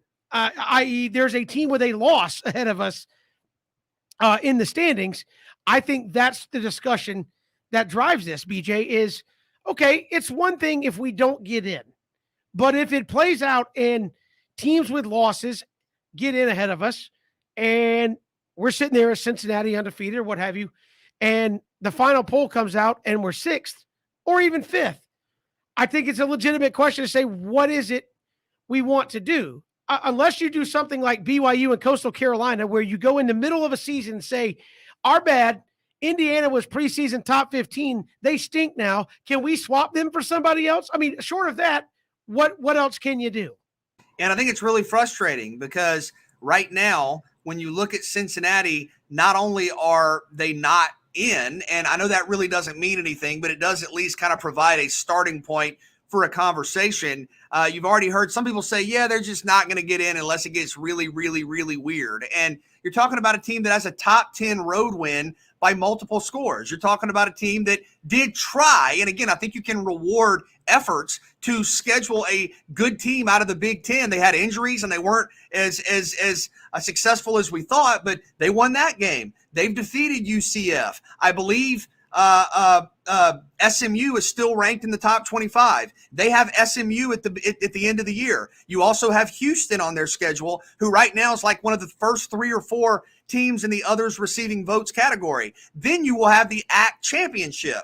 So if Cincinnati wins out, they will have a top 10 win, at least one other top 25 win in the regular season, maybe 2, a Big Ten win, and then a rematch over one of the Houston or SMU or UCF teams that are really good in the conference title game. And you're saying there's not even a chance? You're saying it would take something crazy happening? I don't think that's the way this is supposed to work.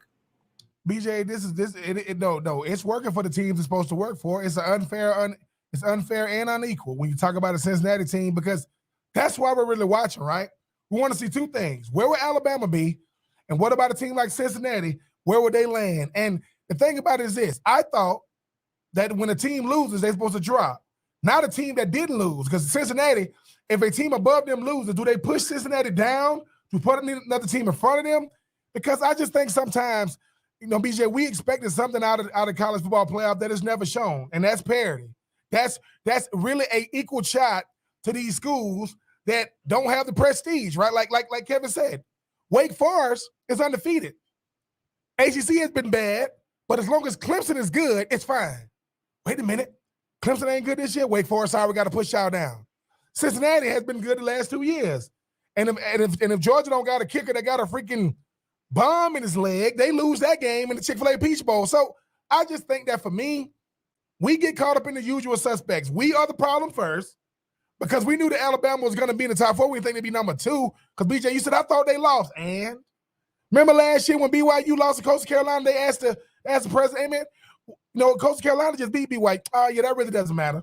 Even with them adding them on Wednesday of that week going to Conway. So we'll see what happens. But without 12, I'm sorry, Cincinnati, y'all don't have a shot to get in.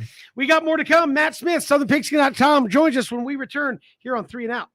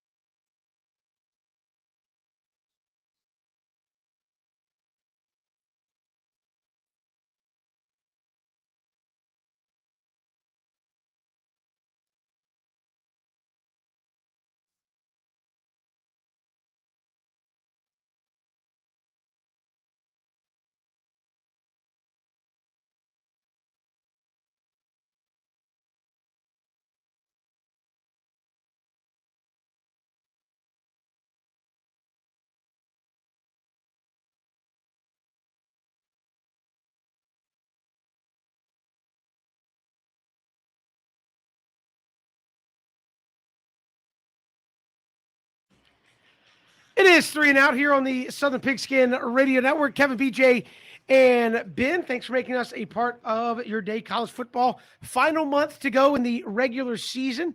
And our next guest joins us here on the program, southernpigskin.com.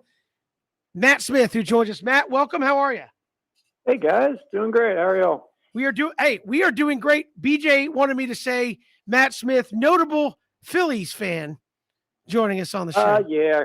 Congratulations. I mean, I was very happy for you guys. It's been, I guess, almost 30 years, and it's a long time when you go a generation. So well-deserved, and quite a ride from very mediocre in the summer to ultimately on top. Hey, we'll take it, Matt. That's what we're saying. I think everybody but the Mets have won one since 2000 in the East. So it's spreading the love around a little bit there in the NL East. But college football, not spreading the love around, I don't think too much. You got a couple of teams undefeated on the outside looking in, and I know people say, well, Alabama would beat Cincinnati, but I didn't think that's what we were supposed to do when we were evaluating this thing. It's not who could beat somebody. It was, what have you done to this point to put you in that position?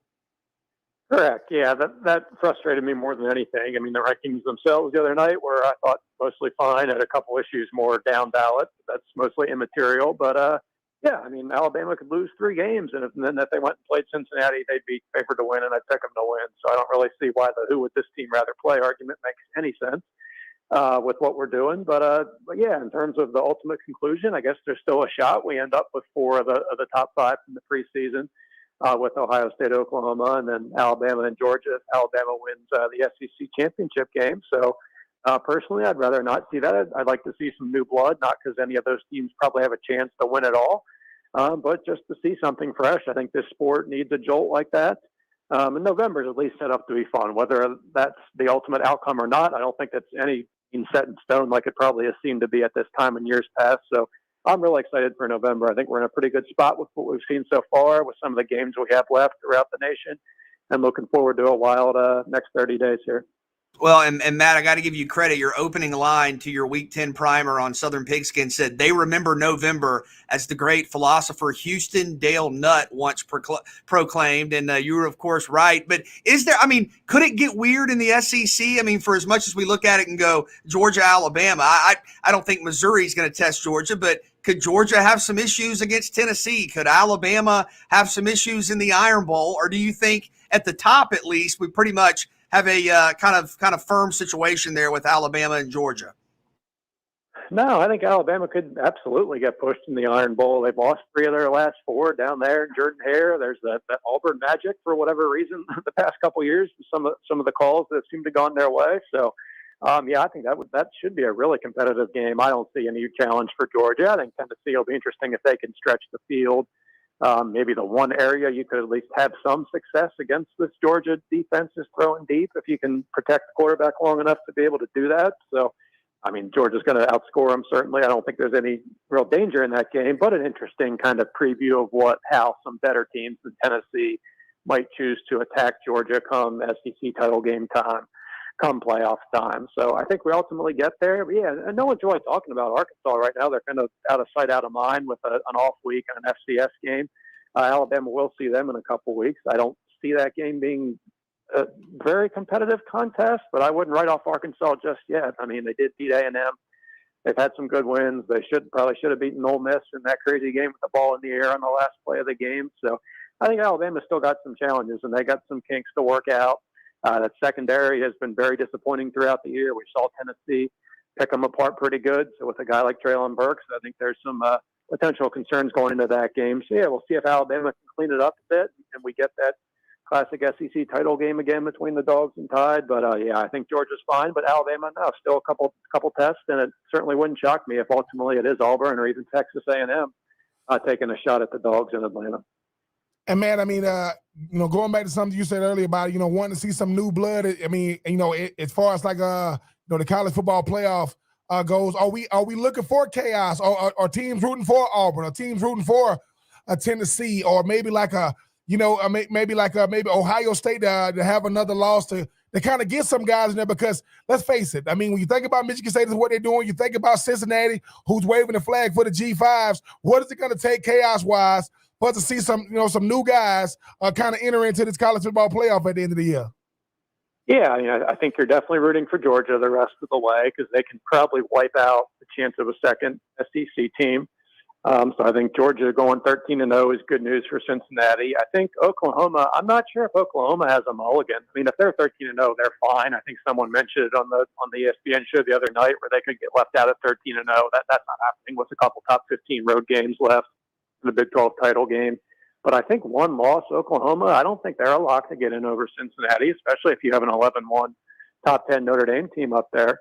So I think that would help them. I think Michigan State probably winning the let's say the Big Ten, only one Big Ten team having one or fewer losses. I think Ohio State winning it at 12-1, and then Michigan State having only a close loss to Ohio State could put Cincinnati in peril. So those are the couple things to watch for. Oregon losing would take out the Pac-12. Wake Forest losing, I think Cincinnati would even have a shot over an unbeaten Wake Forest. Given they'd have a really big win against Notre Dame, and Wake Forest likely to not even have a top 20 win per se. So those are the things to watch. Certainly Georgia beating Alabama or whoever emerges from the SEC West is probably the most critical part. I still think it's close to 50-50 at 13-0 Cincinnati gets in, so it'll be fun to watch. Again, I don't think they're a national title contender per se, but I think that'd be a good story. I think we saw the roadmap being laid out for them at the start of the season, having a couple big games, and I think we're to the point now where we can see it happening. So I was kind of surprised at the backlash to Cincinnati being number 6. I mean, it didn't matter if they were one spot ahead of Ohio State or one spot behind Ohio State. We know Ohio State, if they went out, is going to pass Cincinnati regardless of where they started. But overall, I think the Bearcats are in a decent spot. And I think those couple things I laid out, if they come to fruition, I think the Bearcats could ultimately be there should they not stumble with themselves still having a couple tricky games left with SMU and then probably either Houston or SMU a second time. I got to say, you have more faith in the committee than I do, Matt. I feel like Cincinnati at number 6, much easier to keep them out than put them in and push them out, given kind of the backlash. Easier to say, hey, they were never there and they were out instead of having the TCU Baylor discussion of, hey, we won all of our games, we were in, and now we're out. I don't have any faith that Cincinnati's got a shot at this thing. Would you have faith that Wake Forest has a shot at this thing? No, I've actually said on the show, Wake Forest has no chance. And that's if they go 13-0. Why? Because they're Wake Forest. I mean, and that's just the way I see the committee looking at them. So it's more of a brand than a group. Yes, of Power 5 thing. No, I think that's fair. They answered ESPN at the end of the day, and ESPN wants Ohio State, not Wake Forest. So that's a fair point. Maybe I am naive, but I'm still hopeful, and I think just having that massive quality win, which is new compared to any of the previous G5 contenders like UCF in years past. They didn't have a top 10, top 15 double-digit road win on that resume. Is that going to matter? I'd like to think it would. Maybe you're right and ultimately won't. But to me right now, I think they got a shot, and I'm going to convince myself they do, and it'll make November a lot more fun, I think. Matt, looking at the SEC, I'm going to ask this question for Ben. What is going on at Florida, and how would you evaluate Dan Mullen's job security?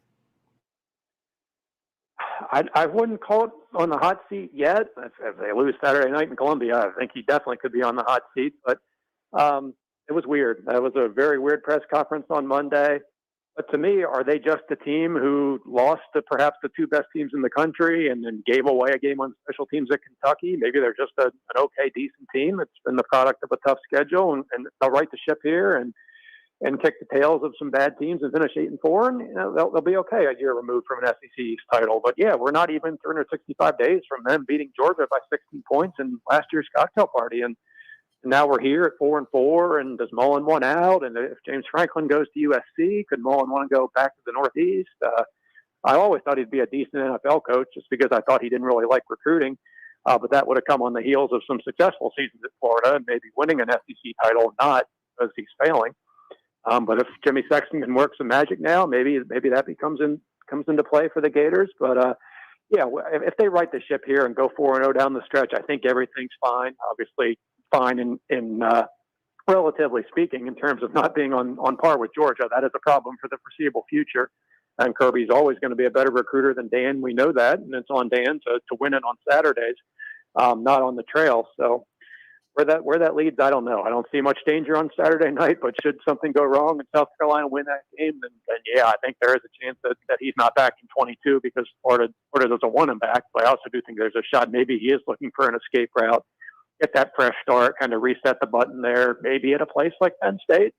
They have a behemoth to deal with up there too. You can get away from Georgia, but then you got Ohio State there. So I don't know if that's the preferred route. I don't think the NFL is really in play because of his failure this year. Again, I think that would have come on the heels of either last year or maybe winning an SEC title. So it's a mess right now. But I don't know where it ultimately leads, but I do expect him back, barring something crazy over the last month with the loss to South Carolina or Missouri, perhaps.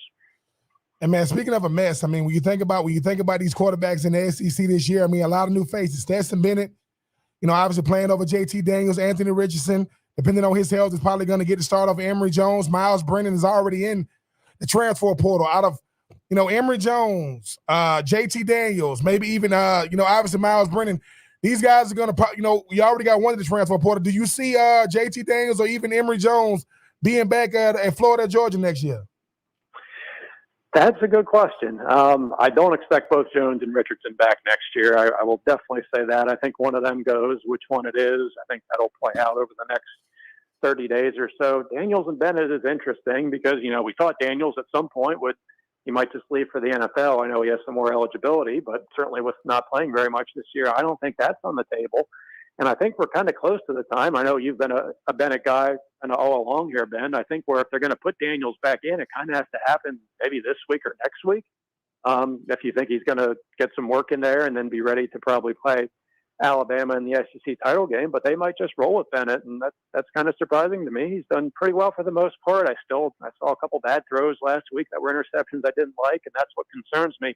If they run into a defense that figures out this running game, and then we get into a tight, low-scoring battle, and I kind of still want Daniels out there, but I get the support for Bennett and what he's done throughout this last year and this year. So, I mean, the portal's going to be crazy. We know that as soon as the immediate eligibility stuff kicked in, it's going to be wild. And some of those guys are going to find homes in the G5. That's probably where Miles Brennan goes. But if JT Daniels is available, I mean, that's still a former 5-star recruit.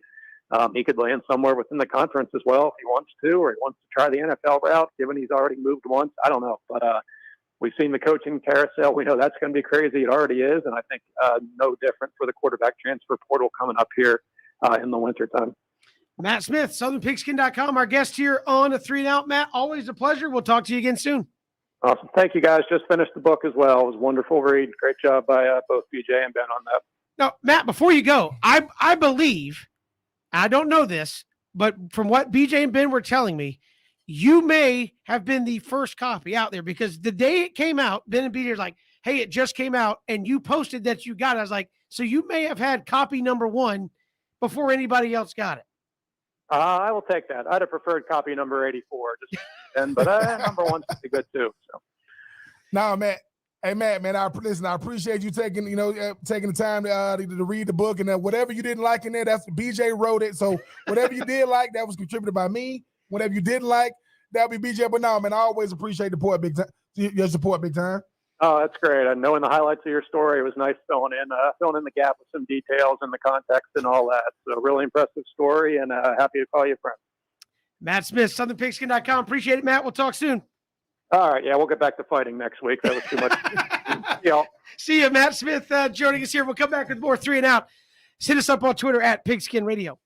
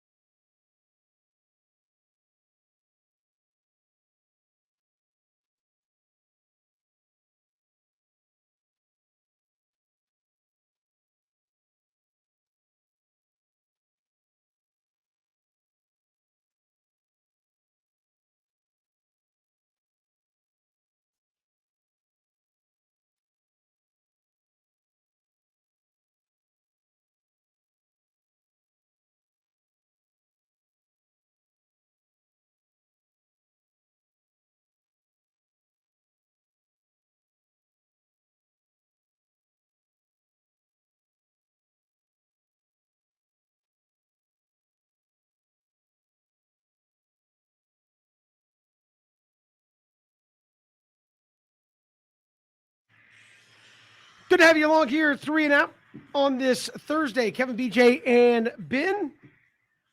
And we talked with Tony Barnhart this hour, Matt Smith this hour about the college football playoff. And again, we talk about Wake Forest. We talk about Cincinnati. And I don't want to dive into the credentials of Cincinnati or Wake Forest necessarily. But, I said to Matt, BJ, and Ben, look, I think by leaving Cincinnati out, it's easier to keep them out than put them in there. If you had put them at 3 or 4 in this first poll, had they won out, and there's a good possibility they might, how do you take them out after the TCU and Baylor fiasco of way back when? I think it's easier to keep them out now and just never let them in there, potentially. Wake Forest, I think there's something to be said for brand equity in the college football playoff. And again, I will liken this to basketball, BJ and Ben. When I say this, the college basketball committee picks the 68 teams, the 64 teams and the 4 teams that aren't really in the tournament. Just had to get that dig in for BJ. Sorry. But by and large, the hope is, hey, the Dukes, the Carolinas, the Gonzagas, the Kansas, at least 3 of the 4 top number 1 seeds are going to be there despite all the upsets. And you're going to get a good Final Four. But what happens when a VCU comes from the play-in game and makes the Final Four, or Loyola Chicago? Oh, it's a nice story, but I mean, come on. They're doing it on the basketball court. What else do you want to do? And I think the same thing applies. And I've said this, and people say I'm crazy. Out of the ACC, they have 14 teams. I think really only about 5 could make the college football playoff, given who they are, what their name is, and that's going 13-0. And people go, no, you're crazy. No, if Duke goes 13-0 and wins the ACC, people will be going, what is wrong with the ACC? Not who did Duke beat? What is wrong with the ACC? Cincinnati, same thing. Well, you look at their strength of schedule. They beat a top 10 Notre Dame team. I think when it comes to certain teams and programs, you are looking, as Ben likes to say with coaching, more for teams. They are looking for reasons to keep you out, not for reasons to put you in. If you are certain programs. Trust me, there are certain programs in the Pac-12, they do not want making the college football playoff. There are certain programs in the SEC that would not make the college. Do you think Vanderbilt goes 13-0, they're getting in? And maybe that's an extreme example. But if Vanderbilt, given their history, goes 13-0, a lot of people go, well, maybe the SEC is just not what it is. And it's Vanderbilt who can't even fill up their home stadium. Now we're going to send them to a neutral site to try to sell tickets and interest. Trust me, I think there are certain teams and brands, they will be looking for a reason to keep you out, not reasons to put you in. No, I agree. And I think even with Wake Forest, one thing that I've struggled with, because I understand that Wake Forest does not have a top 25 win. Now, we're going to have to see what happens. We're not talking about having a top 10 win. They're not going to have that. I want to be clear, though. I am not here crying for Wake Forest. I've been on record saying they're not going to get in, and I understand that. I'm simply saying there's never going to be a way that Wake Forest could get in. No, I understand what you're saying, but I'm talking about this season with Wake Forest, okay? Maybe Clemson gets back in the top 25. I don't know. Maybe NC State with a win gets back in the top 25. Maybe Pitt, if they went out and meet in the ACC championship game, gets back in the top 25. But even with the resume they have, right? Last couple of years, under Jeff Monken, Army's been a good program. They have been a national program. Army has been in the national top 25. They've been in bowl games. They've gone toe-to-toe with Oklahoma, and they've been a really good program. I think let's just take Notre Dame, for example. Notre Dame is one spot behind Wake Forest in the college football playoff rankings.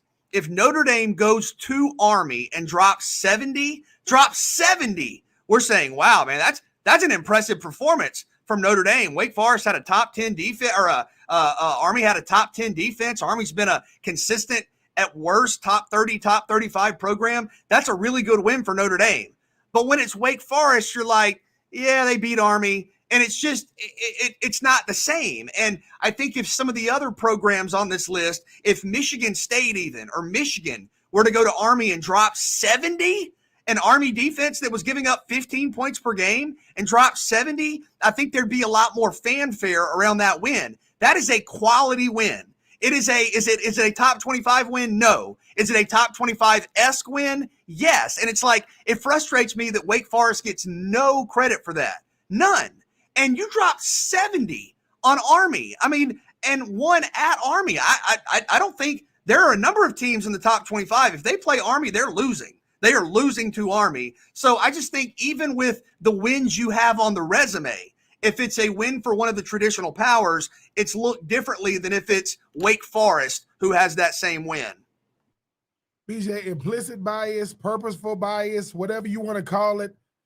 We do this every year, right? We always rank, but before the season starts, we go, how many is it, Kevin? Is it 7 this year? Is it 8 this year? And it's always the same 7, 8. 3 or 4 of them going to come out of the SEC. Ohio State, Oklahoma, maybe a Pac-12, Oregon. Somebody would go, what about Wake Forest and ACC? What? What about North Carolina State and ACC? What? Oh, what about Virginia and ACC? No. It's like, college football either is or it isn't. And the college football playoff let us know who they think is credible, who they think is noteworthy, who they think that the world will want to see, the nation will want to see. BJ, if we just put all these teams on the table, nope. I mean, it's a table. You got Alabama on it, you got Georgia on it, you got Clemson on it, you got Cincinnati on it, you got Notre Dame on it. You're never picking Cincinnati out of that group. But then we go, hey man, let the season play out. All right. Notre Dame is only impressive when a team that is credible beats them, not a team that is not credible. Cincinnati beat them, just like last year. Coach Carolina, they had a good season, man. They beat BYU, And to me, that's where it is. It's almost like saying, okay, Alabama loses. It doesn't even matter. No, because Texas A&M, man, I mean, that's Jimbo Fisher. I mean, he won the national championship, at Florida State. They just give his whole resume. But if Notre Dame, like you said, BJ, if Notre Dame plays Clemson and they drop 60, did you see what? It's these narratives are already built in. Unfortunately for Cincinnati, most people, don't know they play football. Because when they see Cincinnati in the top 7, they're like, Cincinnati got a football? Yes. They play football in Cincinnati? Yes. And I'm not talking about the Bengals. Then Wake Forest. The Demon Deacons? Yeah. Undefeated. Where's Clemson? I'm telling you, it's not that you're relevant. It's how long you have been relevant. If you have just gotten relevant, you just got to the party, they invited all these teams to the party. When Wake Forest got to the door, they go, how the hell y'all get this RSVP? That's what they asking. They're like, dude, we can steal these. And that's what I think, Kevin. It's almost like, Kevin makes a point. It's like this. If Vanderbilt goes undefeated, there will not be an SEC representation that year. Something dramatically bad has happened. But you're telling me with Wake Forest is finally good, the best team in ACC, no one cares. I mean, just think about that, because we kept saying, hey, man, Clemson don't play nobody. Yeah, but they Clemson, though. They got Trevor Lawrence. They got Deshaun Watson. They got, Travis Etienne. What about DJU? What about when they bad? I knew it was going to be like this, but BJ, we did it to ourselves. We always act like Kevin. We know how this movie ends. We just hope that, some kind of way the director put a little twist in there. And we'll see. Again, a lot of football. It may all be for naught at the end of the year, but we'll see how it plays out. It's 3 and Out on the Southern Pigskin Radio Network.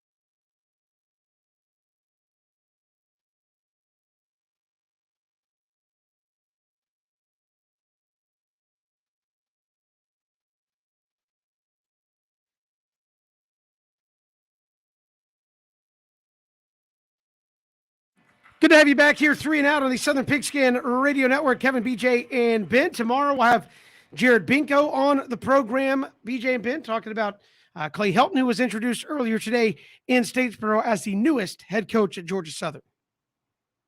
Exciting, to think about the future at Georgia Southern. I thought an impressive introductory press conference, and really excited to get Jared Binko's perspective on a national name like Clay Helton, interviewing him, talking with him, bringing him to Statesboro, and kind of what happens now moving forward when you think about a national marketing campaign that's going on now for the Eagles, and just kind of what the vision is moving forward.